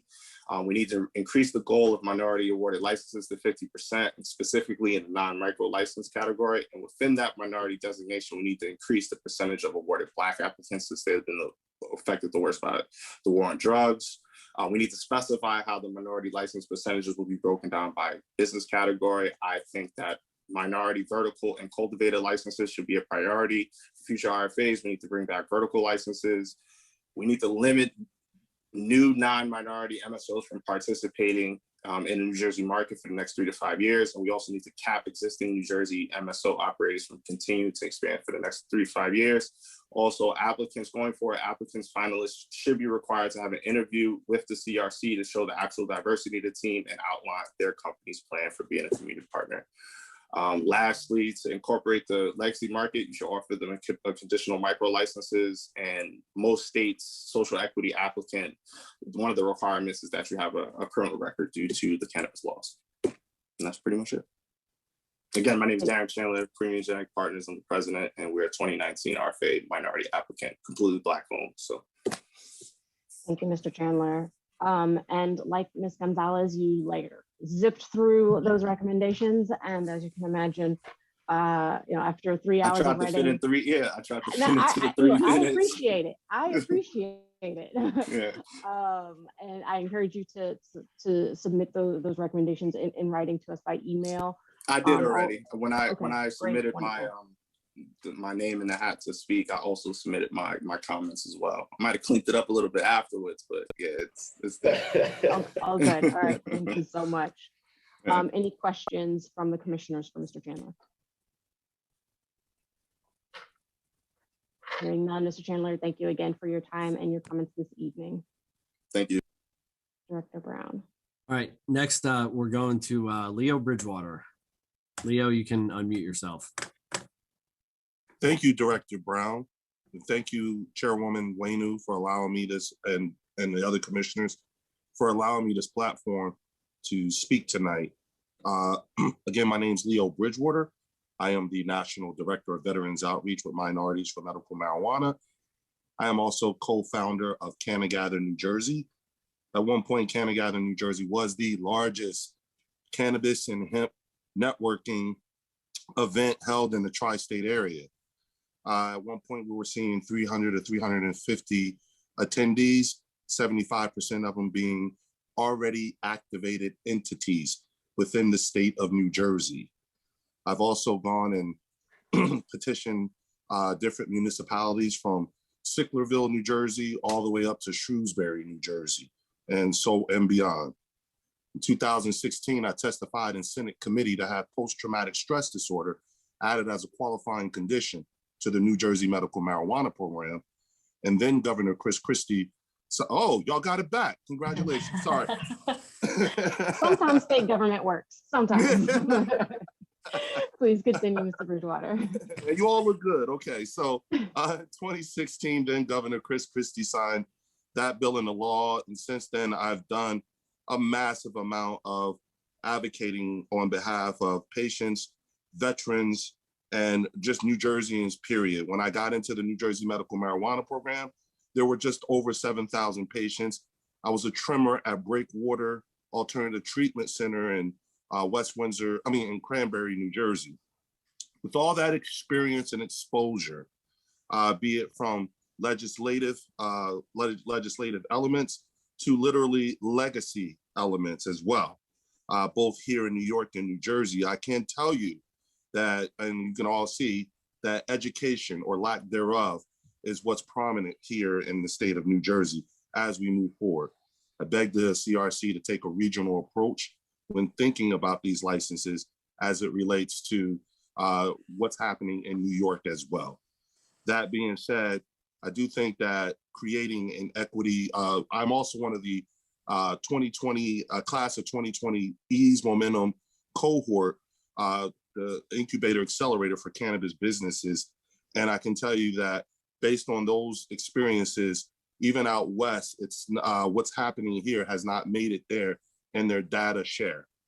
That being said, it is important that you all do take a look at the organizations that have been fighting the fight, such as organizations like the Coalition of Medical Marijuana New Jersey, Minorities for Medical Marijuana, Women Grow, organizations who have receipts dating back to 2016 and then some. And with that, I won't take any more time and let you guys enjoy the light. And if there's any questions, please feel free to ask. Thank you, Mr. Bridgewater. Thank you for your comments. Any questions from our commissioners for Mr. Bridgewater? Hearing none, thank you again for your time and your comments this evening. Director Brown, can you? That's Electrician Brown to you. No, so we have Alpesh Patel and then Valerie Woodson and then Adam Umansky. So we'll go to Alpesh Patel first. So Alpesh, you should be able to unmute yourself. Can you hear me? Yes. Yes. I'd like to start off. I'm not as eloquent as some of the other people that have gone. I'm just a simple minority business owner from New Jersey. I've operated a business for 20 years. We have 15 employees, and I couldn't even begin to explain the licensing process. So obviously, I need to go micro business.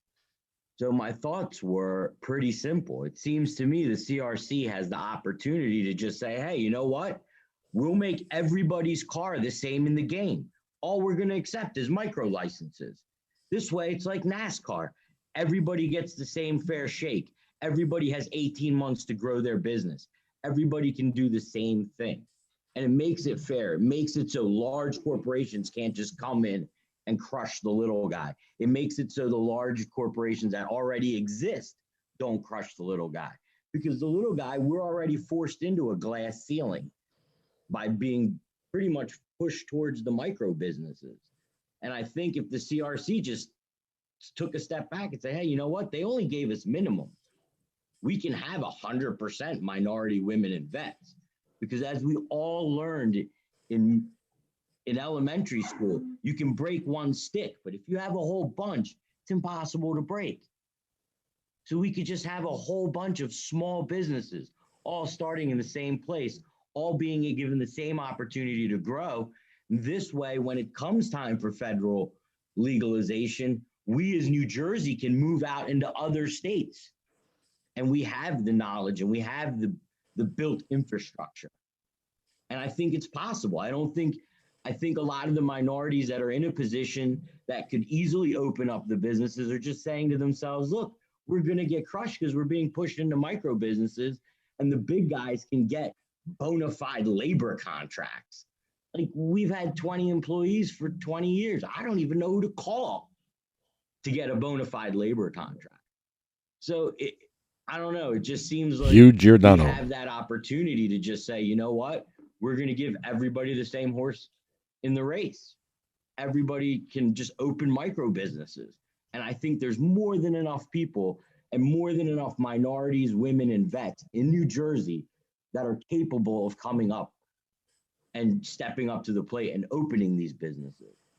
And I agree. I don't think it should be tied to the real estate that's available. I think people should be able to apply for a micro license, get awarded that license, and then go out and say, hey, I have a license. Let me lease your place. Let me lease your building. This is what we're going to open. And then jump through all the ordinance hurdles and all that, because it's going to come.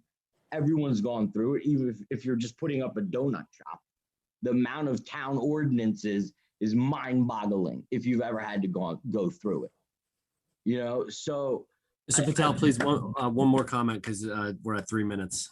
That's it. I just think that the CRC has an historic chance to really make a level playing field. And I thank you guys for opening it up for everyone to speak. Thank you, Mr. Patel. Any questions from our commissioners for Mr. Patel? Hearing none, again, thank you, Mr. Patel, for your time and your comments this evening. Thank you. Next is Valerie Woodson, then Adam Umansky, then Tamisha Woods. Valerie, you should be able to unmute yourself. Thank you. Good evening. I am a co-founder of the New Jersey Alliance for Minorities in Cannabis. The Alliance aims to end the inequity within the cannabis industry and to create opportunities for employment and ownership among those people that have historically been negatively impacted by cannabis sales. We are a group of New Jersey residents who believe access to information and community action can transform our state's industry into one that is both fruitful and equitable. I've been listening this evening, and it's been a wonderful conversation, and I would like to thank the commission very much for hosting this and having this conversation. And there's so much that we agree with, and we've started hosting on 420. We hosted, along with another group in New York, Cannabis 101, and we're hosting digital events looking to provide information for people about the cannabis industry in New Jersey. Everything from hopefully employment to a question comes up. Our New York counterparts are doing expungement coming up in a couple of weeks. And I've heard everyone talk about everything from how do you re-enter? What is the process in New Jersey for helping someone? Is there going to be expungement? In my own research of trying to do this, I didn't realize that New Jersey was the #1 state in the country for cannabis arrests. And with that, there are so many people, there are a few million people who have this barrier to even entering the cannabis industry that is being created right now by the commission. So we'd like to help people, and we don't know where to go, don't know who to talk to in the government. We would love to and have started planning expungement clinics, but there is a huge hole in the beginning as we start this process, and to where do people, how do we bring this to the forefront? What types of applications do people need to fill out? What type of lawyers? Is there free legal counseling? What is the commission's position about expungement? It's a kind of a big question mark right now. Thank you, Ms. Woodson. Very quickly, the legislation that was signed into law does explicitly address expungements. So it is in the law. It doesn't fall within the the direct purview of the commission, but rather the courts. The other state agencies have play a significant role in expunging people's records. But if memory serves me correctly, the provision does require the state to proactively expunge the records of individuals who had been convicted of several cannabis-related offenses in the past. So happy to follow up offline for more information or to direct you to the appropriate place for some of that information that you're looking for with Thank respect to expungements. We appreciate that. Can I ask just one more quick question, please? As we are planning our digital events, could we reach out to the commission to participate in some of the conversations with people as we move forward? Yeah, that should be fine. And we'll provide information on how best to do that when we follow up with you after the meeting. Okay, wonderful. Thank you. Any questions for Ms. Woodson from the commissioners? I have a question, Leanne, but it's more about just informational. So the website to the director that the Attorney General put out after the law was signed is njoag.gov/marijuana. So there you can find not only that director, but also the FAQs that the AG's office put out. Wonderful, thank you. Thank you, Commissioner Delfin. Anything else for Ms. Woodson? Hearing none, thank you, Ms. Woodson, for your time and your comments this evening. Director Brown? So next we have Adam Umansky, Tamisha Woods, and then Brian Cooper. So Adam, you should be able to unmute yourself. Yes, thank you. Can you hear me? Yes. Yes. Great. So we've heard a lot, I'm sorry. Good evening, Commission, and thank you for this time. We've heard a lot tonight about what social equity means. And something that we haven't heard at all is about a topic that is very dear to my heart, which I know a lot about, which is the use of cannabis for religious purposes. Now that cannabis is legal in New Jersey to possess, use, burn, smoke, eat, and give away, it's necessarily legal to use cannabis for religious purposes and to congregate to do so. Some religions that have historically and presently used cannabis are Judaism, Christianity, Zoroastrianism, Buddhism, Hinduism, and Rastafarianism. Regulations that are intended to govern the cannabis business space should not in any way criminalize or otherwise burden the sincere religious use of cannabis. A good analogy would be the way that Jewish, Catholic, Episcopalian, and Lutheran houses of worship are allowed to give away alcohol without any regulation and without any suspicion or accusation that they're somehow running a wine business. And now that cannabis is legal, the same view must be taken about the use of cannabis for religious purposes. Federal laws like RFRA and RLUPRA, as well as many federal court precedents, have affirmed the importance of protecting religious freedoms. And in the past, the universal prohibition against cannabis was used as a justification for denying religious cannabis practitioners their rights. With the legalization of cannabis in New Jersey, these arguments used by the state are no longer valid. The state cannot articulate a compelling interest to treat cannabis and religion any different from alcohol and religion without potentially violating the rights of practitioners and potentially triggering liability under federal laws and court precedents. So in order to ensure the preservation of religious rights, the state, in crafting its regulations for the cannabis business space, should either explicitly carve out an exemption from business licensure requirements for individuals and religious associations and organizations which use cannabis, or explicitly and intentionally omit religious cannabis use from the regulations because they do not apply, with a declaration stating as much. I basically read to you my prepared comments that I have submitted as written comments, but I wanted to go off that a little bit and just say that we've heard from a lot of businesses, but there's more to social equity than business opportunity. And I think that includes access in general. And as a religious cannabis practitioner, I can attest that I've been persecuted. I'm just a drug user. You know, I could tell the police, look, this is, you know, cite all the stuff, you know, court precedents, whatever. New York and New Jersey, I have been, you know, arrested for cannabis. And Mr. Umansky, just one more comment here because 3 minutes is up. Sure.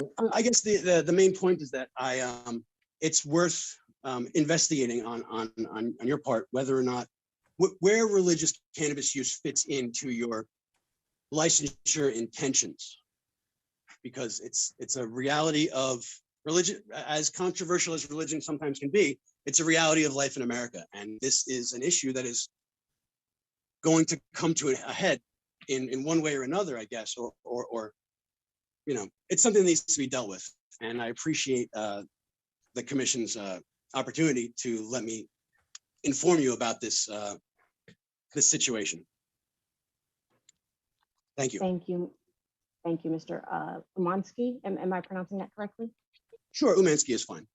Umansky. Thank you. Okay. Thank you, Mr. Umansky. Any questions from the commissioners for Mr. Umansky? Hearing none, thank you again for your time and your comments this evening, and you know, for sharing something new that we haven't heard yet tonight with respect to religious services. Director Brown? Yep. I believe we have about 15 more people signed up to speak, and we're a little past the 3-hour mark with 170 individuals still with us. So thank you everybody for hanging in there. And I encourage folks to continue keeping their comments concise so that we can get through everybody who had signed up. So next is Tamisha Woods. Ms. Woods, you should be able to unmute yourself. Good evening. Can you hear me? Yes. Okay, great. I'd like to just start by thanking you all for this opportunity and for this significant work that you're doing here. As well, I'd like to just, as the daughter of a veteran, thank all the veterans that are likely on this call tonight. Thank you for your service. It's greatly appreciated. And lastly, I'd like to also thank Brendan Robinson for helping to redirect the tone to what we really, want to say, want to discuss here tonight. And also my twin, Tanisha Woods, your fellow TCNJ alum, says hello. She's here with us this evening as well. Okay, so I'll get to our recommendations. Firstly, as a Rutgers University biochemistry alum, I'd like to, also state the importance of diversity hiring practices in, the sciences, the laboratories. I propose, we recommend that diversity hire incentives be given for laboratories as well, and that they, scout through partnerships with organizations such as the National Society of Black Engineers, Society of Hispanic Engineers, National Organization for the Professional Advancement of Black Chemists, etc. We also recommend that more points be awarded for social equity managerial hires versus lower level jobs. Additionally, a lot of people talked about funding tonight. We would also like to add that we would also like to put forgivable loans on the table, as well as subsidies or state contracts for consulting and legal fees. And also someone brought up real estate, which is vital, very vital to getting into this industry. And speaking of real estate, we recommend that the state provide tax incentives for real estate owners who lease to social equity applicants due to the increased rent prices. We also recommend that the social equity licensee goals be raised to, well, we originally had 50% similar to New York. However, after Alpesh Patel gave that inspiring speech, perhaps we could try 100%, at least for the first couple of years. Additionally, when it comes to the social consumption spaces, as you know, currently food is not allowed in those social consumption spaces. We propose Ms. Woods, that, just one last comment here because 3 minutes is up. Oh, okay, I see. Okay, we propose that REHSs, or for those who don't know, they work in anywhere from disease investigation to food inspections, be specially trained for CE certification training. Excuse me. Just to be specialized in these types of inspections to allow Black and Brown individuals who is very common for Black and Brown individuals to get a foot into entrepreneurship through the food industry. So in order to leverage their experience, we recommend that REHSs or food inspectors be specifically trained for that. And thank you. Thank you, Ms. Woods.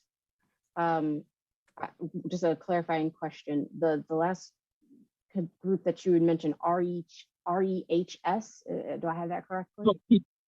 Registered Environmental Health Specialist. And for those who don't know, we do, disease investigations from COVID-19 to, septic tank inspections to food inspections. Okay, thank you for clarifying that. Any questions from the commissioners for Ms. Woods? None. All right, thank you again, Ms. Woods, for your time and your comment this evening. Thank you. All right, next is Brian Cooper, who I don't see signed in here. So I'm going to go to Jamal McPherson. I also don't see Jamal McPherson. So we will go to Christian Velasquez, then Giles Ship, and then Carl Burwell. So Christian, you should be able to unmute yourself. Hello? Yes. Yes. Good evening, Council, CRC. Thank you for having us. My name is Christian Velasquez. I'm a New Jersey medical marijuana patient and advocate. The war on cannabis has left a lot of New Jersey residents struggling to find well-paying jobs. It has also hurt the medical marijuana program as we have limited access to cannabis products, even though our medical marijuana program is 10 years old. Things I would like to see in the New Jersey cannabis industry is some sort of job placement training or grant program specifically for people with prior cannabis convictions to be able to get their foot into the legal cannabis industry. People are very eager to participate in the cannabis industry, especially people that have been put through the system for possessing or selling cannabis. These people should be the first in line to work in the cannabis industry. The cannabis industry in New Jersey is not anything new. The legacy market has been providing for the good people of New Jersey for decades. People operating in the legacy market have extensive knowledge on how this plant works from real life experience, something you cannot obtain from a class. We need a legal path for the legacy market. We cannot forget about the medical marijuana patients as we pursue adult use cannabis. The NJMMP has been plagued with delays, quality issue, flower shortages, and simply not affordable to everyone in New Jersey since its inception. You should not be priced out of cannabis medication. The people need home grow to really level the playing field. Patients should not have to be at the mercy of a dispensary when they can grow their strains at home. I propose we implement a patient co-op license for nonprofit organizations that want to grow and donate cannabis products to people that are suffering and are not able to have access. After 10 years, the New Jersey ATCs still do not have full extraction cannabis oil, FECO, available. There is no way someone who is sick and disabled can afford to medicate properly in New Jersey. To put it into perspective, 1 ounce of flour equals about 3 grams of FECO. A cancer patient needs to consume 1 gram of oil daily. So that 1 ounce, which runs about $500 at the ATC, is not even a week's worth of medicine. People that are using cannabis to fight for their lives need pounds of cannabis at affordable rates. If we have a patient co-op, patients will be helping other patients that maybe can't grow by themselves. And we can all make sure patients have the medicine they need when they need it. I have friends that have died from cancer because the state failed them with the lack of medical cannabis in New Jersey. The only reason cannabis is legal now is because people across the country grew it their own cannabis and figured out how to use it efficiently, despite what the government said. This industry is for the people, and there is space for everyone, just as long as we are all given a fair shot. So many of us have been set back because of the prohibition of cannabis. It's time the state of New Jersey help the cannabis community. We need a fair and open market where every citizen in New Jersey is able to cultivate cannabis and share with their friends, just like you can brew beer at home, or as Governor Murphy puts it, get a beer and a shot. The people want free cannabis, not free beer. One last comment, because I'm just going to end with, we also need some type of guidance for the municipalities. I'm in talks with my town of Dover, trying to get them to accept cannabis businesses. But what all the towns are doing is they're putting a temporary ban because it's convenient for them, so they have more time because of the whole deadline in August. So they feel like they don't have any direction, and I think that's something else we need to address. Thank you for your time, and yeah, thank you. Thank you, Mr. Velasquez. Any questions from the commissioners? Hearing none, Mr. Velasquez, thanks again for your time and comments this evening. Next, we have Giles Ship, so you can unmute yourself. And then we have Carl Burwell and then Kevin Lewis. Okay, thank you. And I'll try to be very succinct. Thank you, Madam Chair, fellow commissioners, and Director Brown. I served over 34 years in the field of law enforcement after serving in the United States Marine Corps. Unfortunately, I had the responsibility of arresting a great deal of African Americans because of the draconian drug laws that we had in place. I have seen, and I can tell you firsthand, that the social economic factors that lead to crime and drive crime and have had devastating impacts on those communities that I police, specifically in the African American and the Latino communities.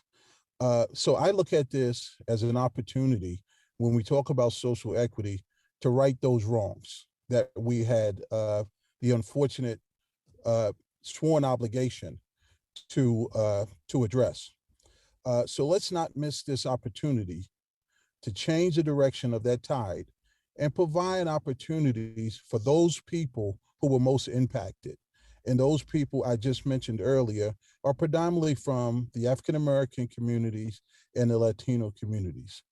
I've seen firsthand when corporations and companies come into this state and other states, and also companies that are from this state, put a staff person on and say, I fulfilled my minority quota. That should not be the direction that we're going.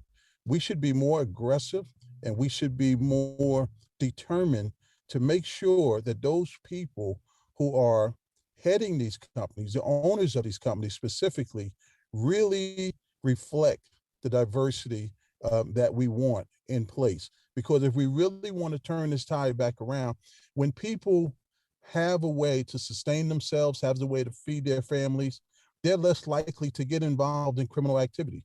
So we can do something that's revolutionary here with this opportunity. So let's try to make sure that those folks who want to do business in New Jersey, I'm a lifelong resident of New Jersey. Only time I left the state was I even went to college here. I left the state to serve in the United States Marine Corps. But let's try to make sure that those folks who are impacted most in this state and those people who are Black and brown get the opportunity for ownership of these companies so that they can, again, so we can reverse the mistakes that we've made in the past. Thank you for the opportunity. And lastly, the certificates. I heard talk earlier about certifications. Let's not make a process that's so cumbersome that, again, impedes the progress that we want to make with this social justice initiative, is which is the way we sold it to our legislators. You know, licensing has to be in place, but let's not put any impediments in place that's going to disqualify people that really want to build healthy communities and sustainable communities. Thank you very much. Thank you very much, Mr. Shipp, and thank you for your service and your sharing your experience as a law enforcement officer in this space. So very great to hear your perspective. Any questions from the commissioners for Mr. Shipp? Semper Fi, Giles.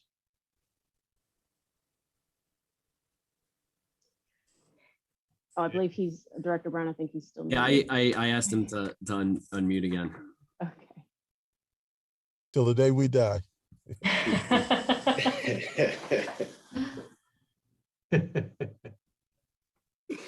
All right. Hearing no additional questions, Mr. Shipp, thank you again for your time and your remarks this evening. So next we have Carl Burwell, Kevin Lewis, and then Timur Tutak. And I'm sure I'm butchering that, so apologies. But Carl Burwell, you should be able to unmute yourself. Thank you, Director Brown, and thank you, Madam Chairwoman, and the Commission for allowing all of us to speak. Most of my points were made by Ms. Gonzalez, Mr. Pearson, Mr. Allied, Mr. Chandler, and Mr. Patel, so I won't repeat those. I will just comment on kind of the standard I think the Commission should adopt, and I think that that standard should be that we shouldn't think that bigger means better. And what I mean by that is I've heard a lot of talk that if we only allow the micro licenses and the conditional licenses to get up and running, that would delay the market opening up to the consumers and patients. And it's my firm belief that we're far underestimating the ability of the cannabis community and the legacy market that's been doing it for 50 years. I think that community, if given the support with funding and operating procedures from the Commission, because you guys are writing the regulations, so you know how you want us to have these business operating. So give us those procedures and tell us how you want us to operate, and we'll operate that way as long as we're able to operate our business legally. So if you give us that support, I think the cannabis community and the small businesses will get the industry up and running for our patients and our consumers just as well as those MSOs do. The only difference and the biggest barrier as a small business owner who opened up a CBD retail store to prove to you that we can operate our businesses the same way if we are allowed to get a license would be that when we apply, our application process pins us against the MSOs who have hundreds of $millions of resources, and there's no way we can compare to them. If you separate that application process, let the MSOs compare to the MSOs and let us small businesses and micro licenses compare to the small business and micro licenses, you might see a little bit more fruitful competition because we're not being pinned against these big operators. So it is my belief that we can operate just as well as the MSOs. My only suggestion, if we feel the MSOs have to be there on day one, is to possibly think about not being so restrictive with our licensing approvals and grant anyone who applies for a micro license or a conditional license to get one if they're a New Jersey owned business who's not backed by an MSO, and let the consumers pick who succeeds. Because I think you'd be surprised that if you let everybody in, you'd be surprised that most of the cannabis community, who it's a very tight-knit community, will want to shop with their legacy market individuals who are allowed to get legal businesses than they want to shop with these MSOs. Because the cannabis community and the 50 years that it's run in the legacy market, we buy our cannabis from people we trust. And we're very loyal to those, what we call connects. So if they're allowed to get a license, we're still going to buy from them. So that is an easy way to not only make sure our market is equitable, but it's also a way to kind of take a big stab at the black market that we want gone so bad. If we just pin the legacy market against the MSOs, you run the risk of people just staying in the legacy market because they don't trust the MSOs. So that is my biggest piece. And thank you again for allowing us the opportunity to speak. I think you guys are doing a great job at being so open to letting us speak. And the fact that you're here at 9:30 on a Tuesday night just proves that. So thank you so much. Thank you, Mr. Burwell. And thanks for hanging in there until 9:30. And similarly for everyone else who's still with us. Any questions for Mr. Burwell from the commissioners?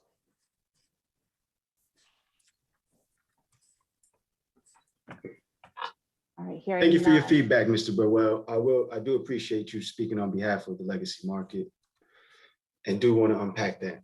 In the interest of time, it may be offline though. Thank you, Commissioner Barker. Thank you, Mr. Burwell, for your time and your remarks this evening.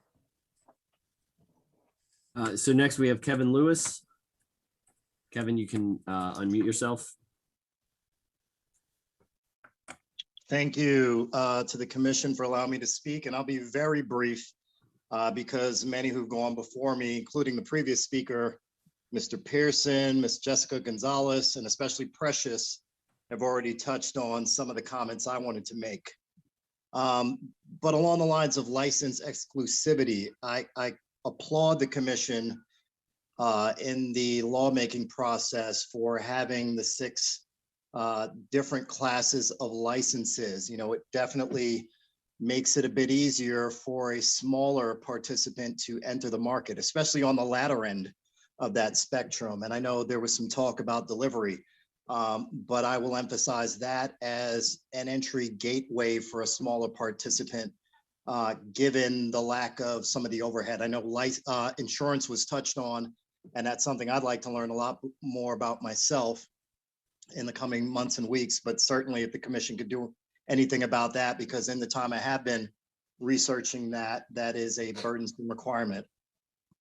But survival in this space is going to be highly dependent on the ability for the distinct license owners to partner with others. And I would just ask the commission to emphasize and warn and, you know, protect, regulate, penalize others who try to get around that, because there will be many sophisticated entities in this space, you know, boasting seed to sale. We've heard it even come up a couple times tonight.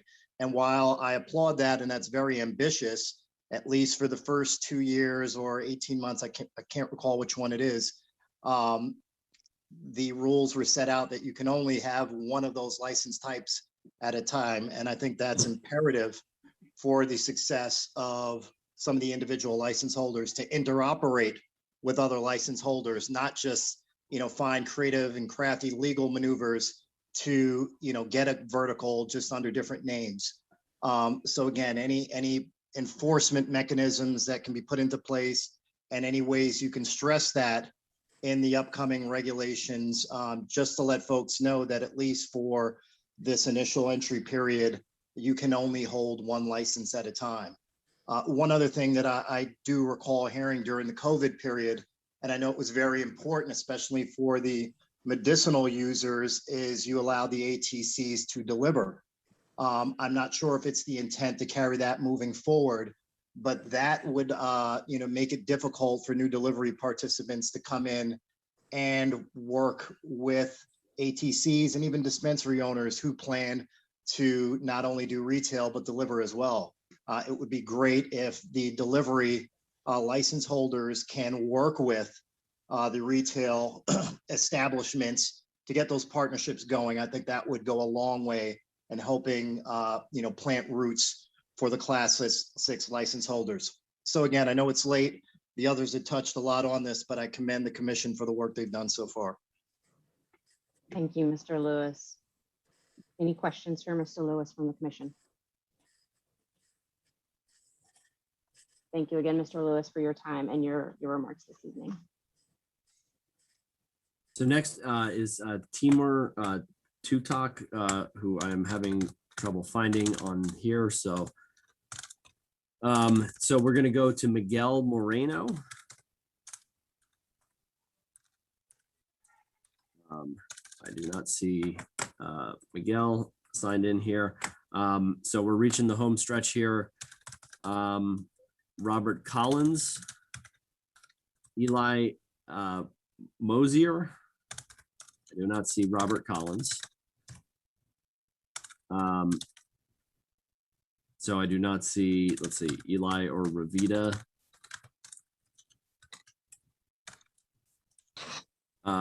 Okay, don't see them. Sean Chapman.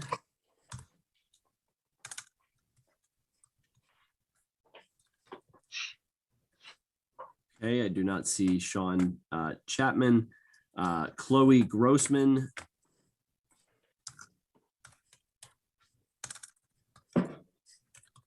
That's Chloe Grossman. And then Esteban Vasquez.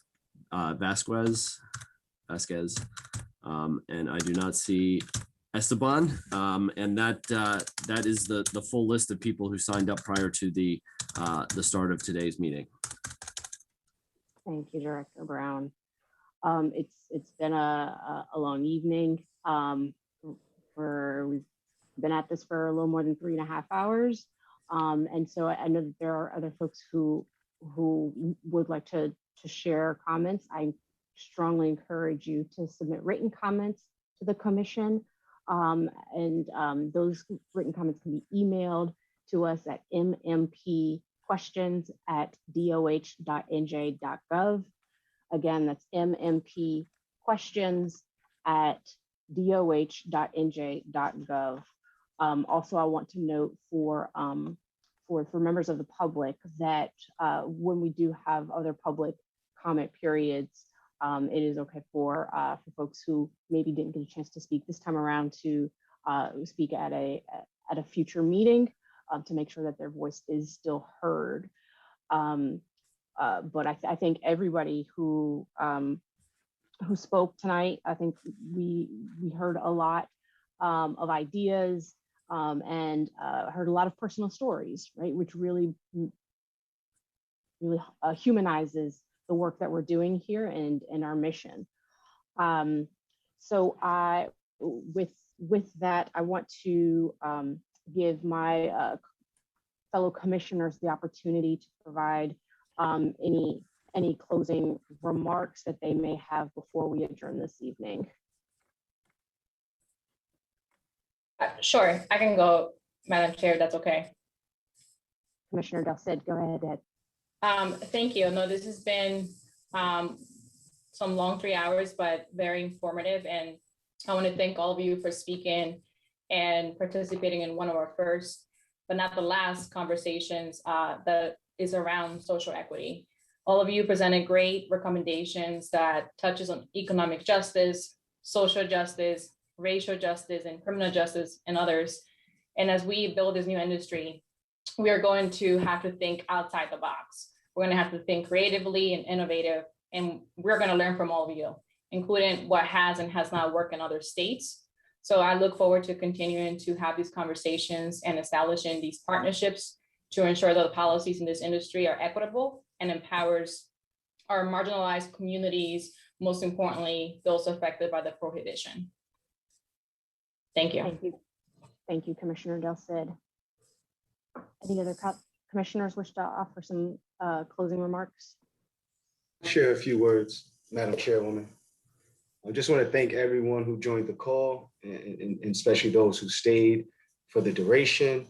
I want to thank those who shared supportive feedback, personal, heartfelt testimonies, as well as the constructive criticisms. This was extremely helpful to guide our decision-making, and I'm looking forward to future conversations. I'm looking forward to committed action so we can create a complete ecosystem based on the inputs that we received here that really addresses a multitude of harms that were mentioned, that were created by the failed-warned people, especially Black and Brown families and communities. So thankful for this conversation and looking forward to more. Have a good evening, everyone. Thank you, Commissioner Barker. Commissioner Nash or Vice Chair Delgado, any closing remarks? Yes.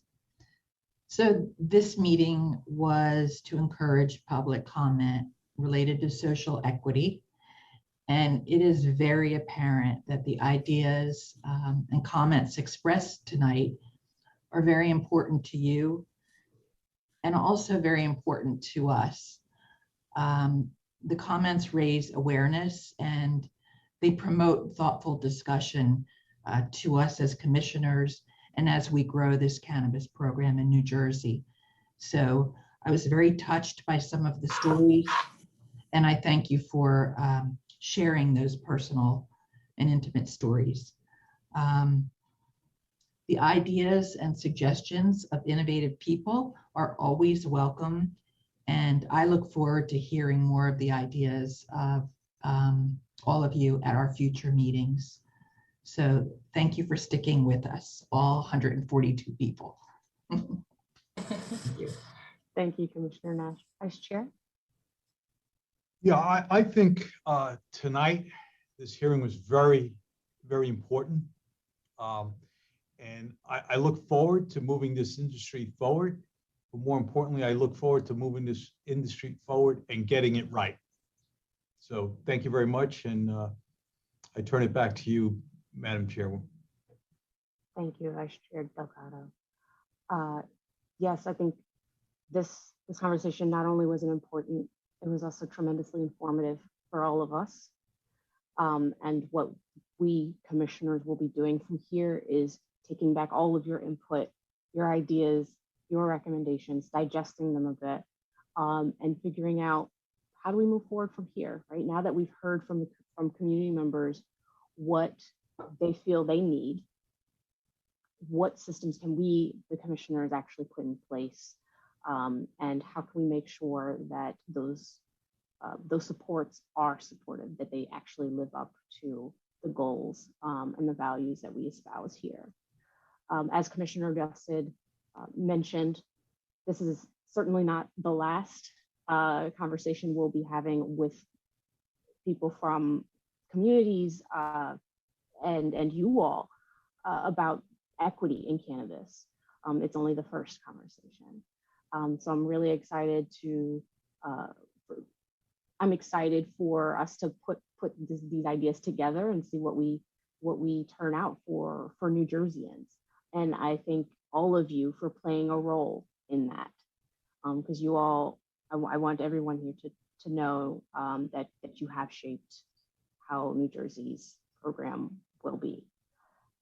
So with that, this concludes the business that we have for today's meeting. Do I have a motion to adjourn? So move, Madam Chair.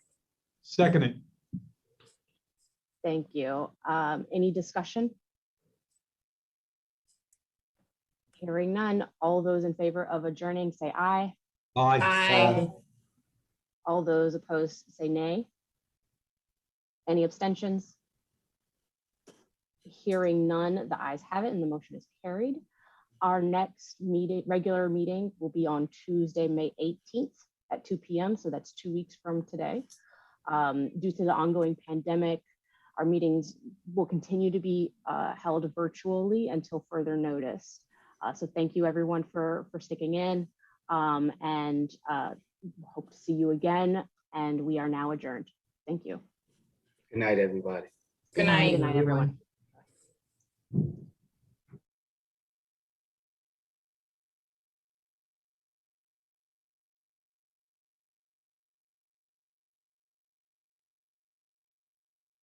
Well, that was a really good meeting.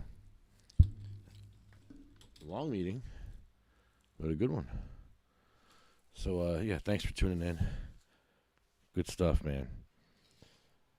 I am really medicated right now, and I hope you are too. So you all have a good night. Is anybody out there watching this thing? Who's out there? Anyone? Nah, I think you're all in bed. That was a long meeting, man. I was actually running into the next room for the other meetings. I had my computer and my phone in the other room, and I was running back and forth between the two rooms, trying to catch. Oh man, that was nuts. That was nuts. Wow. So good night, everybody. Yeah, dude, I'm so stoned.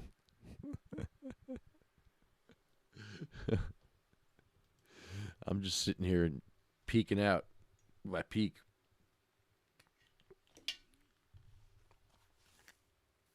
Oh, Yeah, I'm gonna go chill out, get some coffee. Good stuff, man. Good meeting. All right. Peace out, everybody. Oh, you know what? Here. Maybe I'll do the list. Should I do the list? If I do the list, I got to do everything. So hold on. Hold on. This will give me time to get the list together.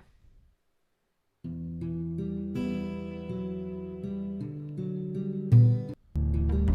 right, hold on. Peak Wars. Peak War. Oh, jeez. The Cannabis Regulatory Commission. We need to have a cannabis cup at the next Cannabis Regulatory Commission meeting. Let's do that. While they're having their meeting, we'll have our cannabis cup. Let's do that. All right, I'm taking some Fico tonight because my back is out and I have freaking sciatica like you have no idea. My freaking leg's killing me right now. I'm just having a spasm right now. As we speak, a spasm is going down my leg, in my back, through the lumps and the bumps on my back. Bumps on my back. Got bumps on my back. Lumps on my back. Don't call me Lefty, call me Lumpy. And Limpy. Lumpy and Limpy.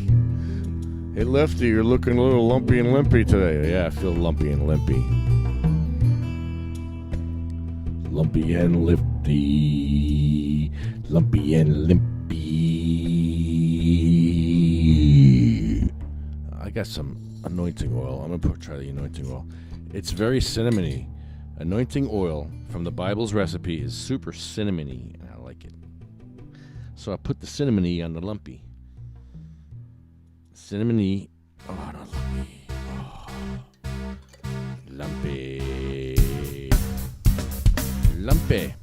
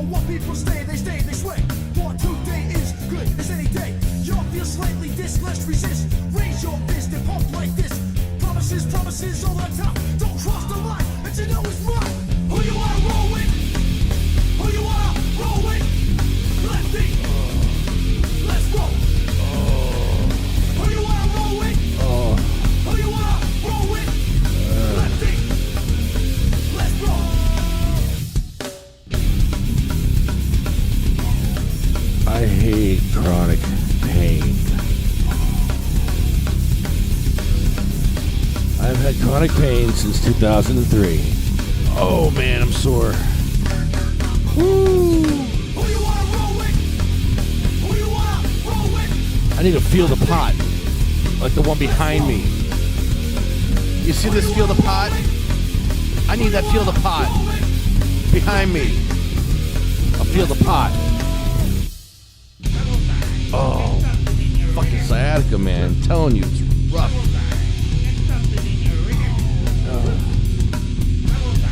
I've had this for 2 weeks already, ever since 420. I screwed myself up on 420, moving shit like a dummy. I moved equipment more than 30 pounds. And that's what happened.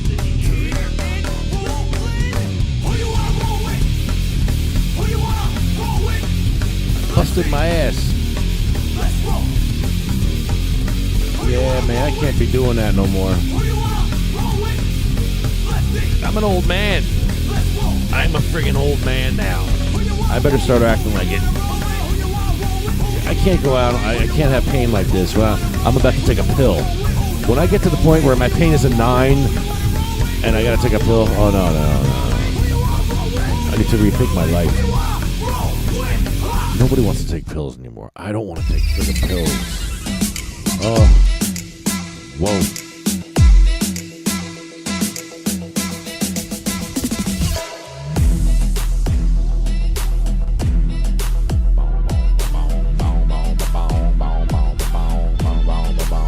Well, that was a great meeting, so thanks for everybody for attending and taking part, listening, speaking, rooting on. It was really good. It was very long, but I like long meetings. I tell you what, I'm gonna miss these meetings when I'm gonna miss these meetings when they're not there anymore. I like these. I like the virtual too. I like the technology. I like we all get together. We can chat on the side. We all meet at the meeting. This has been really amazing this past. Well, this whole journey's been amazing. Just keeps getting more amazing.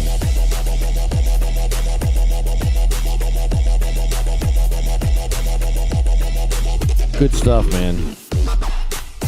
So we're going to end the show with sativacross.org, cmmnj.org, Magical Butter, UFCW Local 152, United Food and Commercial Workers, United Food and Commercial Workers, United Food and Commercial Workers, Local 152, United Food and Commercial Workers, United Food and Commercial Workers, Local 152, Hugh Giordano.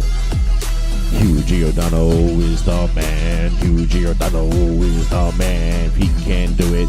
No one can. Hugh Giordano. I want to have beach pizza with Hugh Giordano. Hugh Giordano. Hugh Giordano. I want to have beach pizza. Beach pizza with Hugh Giordano. Beach pizza with Hugh Giordano. Beach pizza. No, not peach pizza. Beach with sand on it. Beach pizza with Hugh Giordano. Beach pizza with Hugh Giordano. Huey. I want some pizza with Huey. With sand and Huey. With sand. Pizza. And pot. Pizza and pot and Huey and sand. Huey and sand and pizza and pot. Huey, pot, pizza, sand, pot.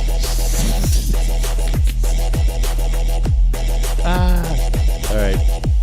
I have to get sad in a minute. I'm not looking forward to getting sad. JacksonStorms.com, ArloGlassOpenMachine.com, Pure Puff Lifestyle Shop.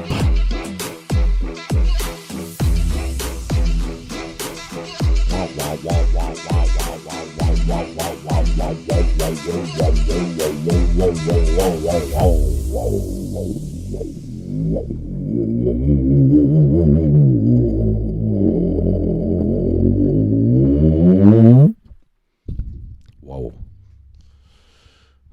I want this bud behind me. This one right here. This one. That's a big one. I want that one. I want to grow that in my backyard. And I want to make oil. I want to make Fico for my pain. I need to make Fico. It's not something I want to take all the time because it really knocks the crap out of you. I understand why people don't want to take it all the time because you can't. You're just done. You're sleeping and then you're waking up and you're like, oh, and you're all groggy the next day. But it does help for pain. It's definitely medicine. It's like, wow. And if you could do Fico in a suppository, yeah, I think that might be the key. Like I said, Fico suppositories is what I used on my 2-level cervical here. This 2-level cervical with no opiates. So that was pretty good. You just ordered your peak? Oh, nice. Smoking out the CRC meetings. I can't wait to go back to council meetings and spilling bong water in the council meetings. I want to spill bong water in the council meetings that they ban it. What was it Berkeley Heights? No, Bridgewater, and yeah, I think it's Berkeley Heights. And they banned lotion and edibles. Like, you can't use any edibles. You could take an OxyContin and an aspirin, but you cannot put lotion on your skin, or you get the hose again or something. I don't know what they're gonna do to you, but they're gonna kick you out of court and fine you $200. Do not pass go. Do not collect $200. As a matter of fact, give me that money. Give me that money, you squeegee boy. You potheads. Give me that money. They're going to nickel and dime you to death, just like they're nickel and diming us right now. The nickel and diming the sick and the dying with all these little taxes, these little 2% taxes. It's just terrible. Disgusting. I'm so glad everybody spoke tonight, because everybody had a different angle, and all the issues got covered that we needed coverage. And to hear the stories, and what a 3.5 hours of information. So, and you have it here. I recorded it right here. I'm gonna get off now. So it's 4 hours. Let me finish this here, and we'll get out of here. So you got 4-hour video here. Cheryl Miller. Well, I got pictures here. I can show you the pictures, but there's Cheryl, and there's Sabina, and there's Diane, Marie, Joan, Randy Robertson, Polly Connolly, Bill Buckman, Chad, Jeremy, Troy, Russ, Roger Barber, Jay Oletto, Ella, Hattie, Jake, Armando, Lynn, Sean, Joyce, Brian, Thorne, Terry, Charlotte, Cher, Jaybird, Michael, Marley, what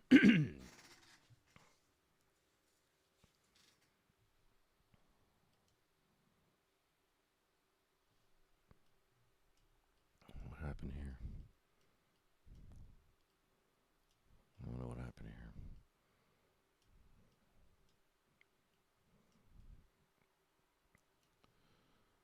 Marley and Jeff.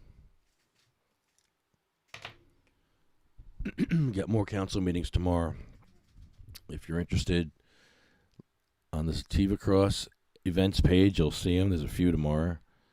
And there's one more Thursday, and then got a few days off, unless you can find another one you want to go to. I'm all, you guys keep throwing them at me, and I'm like, okay, sure, we'll do that one too. Just keep throwing them. We'll do them. We'll put them down, and if we get to them, we get to them. If not, we'll circle back, like Lower Township and these other towns that we couldn't get to. We'll get there. Well, thanks, everybody. Good meeting. They went with songs to the battle. They were young, straight of limb, true of eye, steady and aglow. They were staunch to the end against odds uncounted. They fell with their faces to the foe. They shall grow not old, as we that are left grow old. Age shall not weary them, nor the years condemn. At the going down of the sun and in the morning, we will remember them.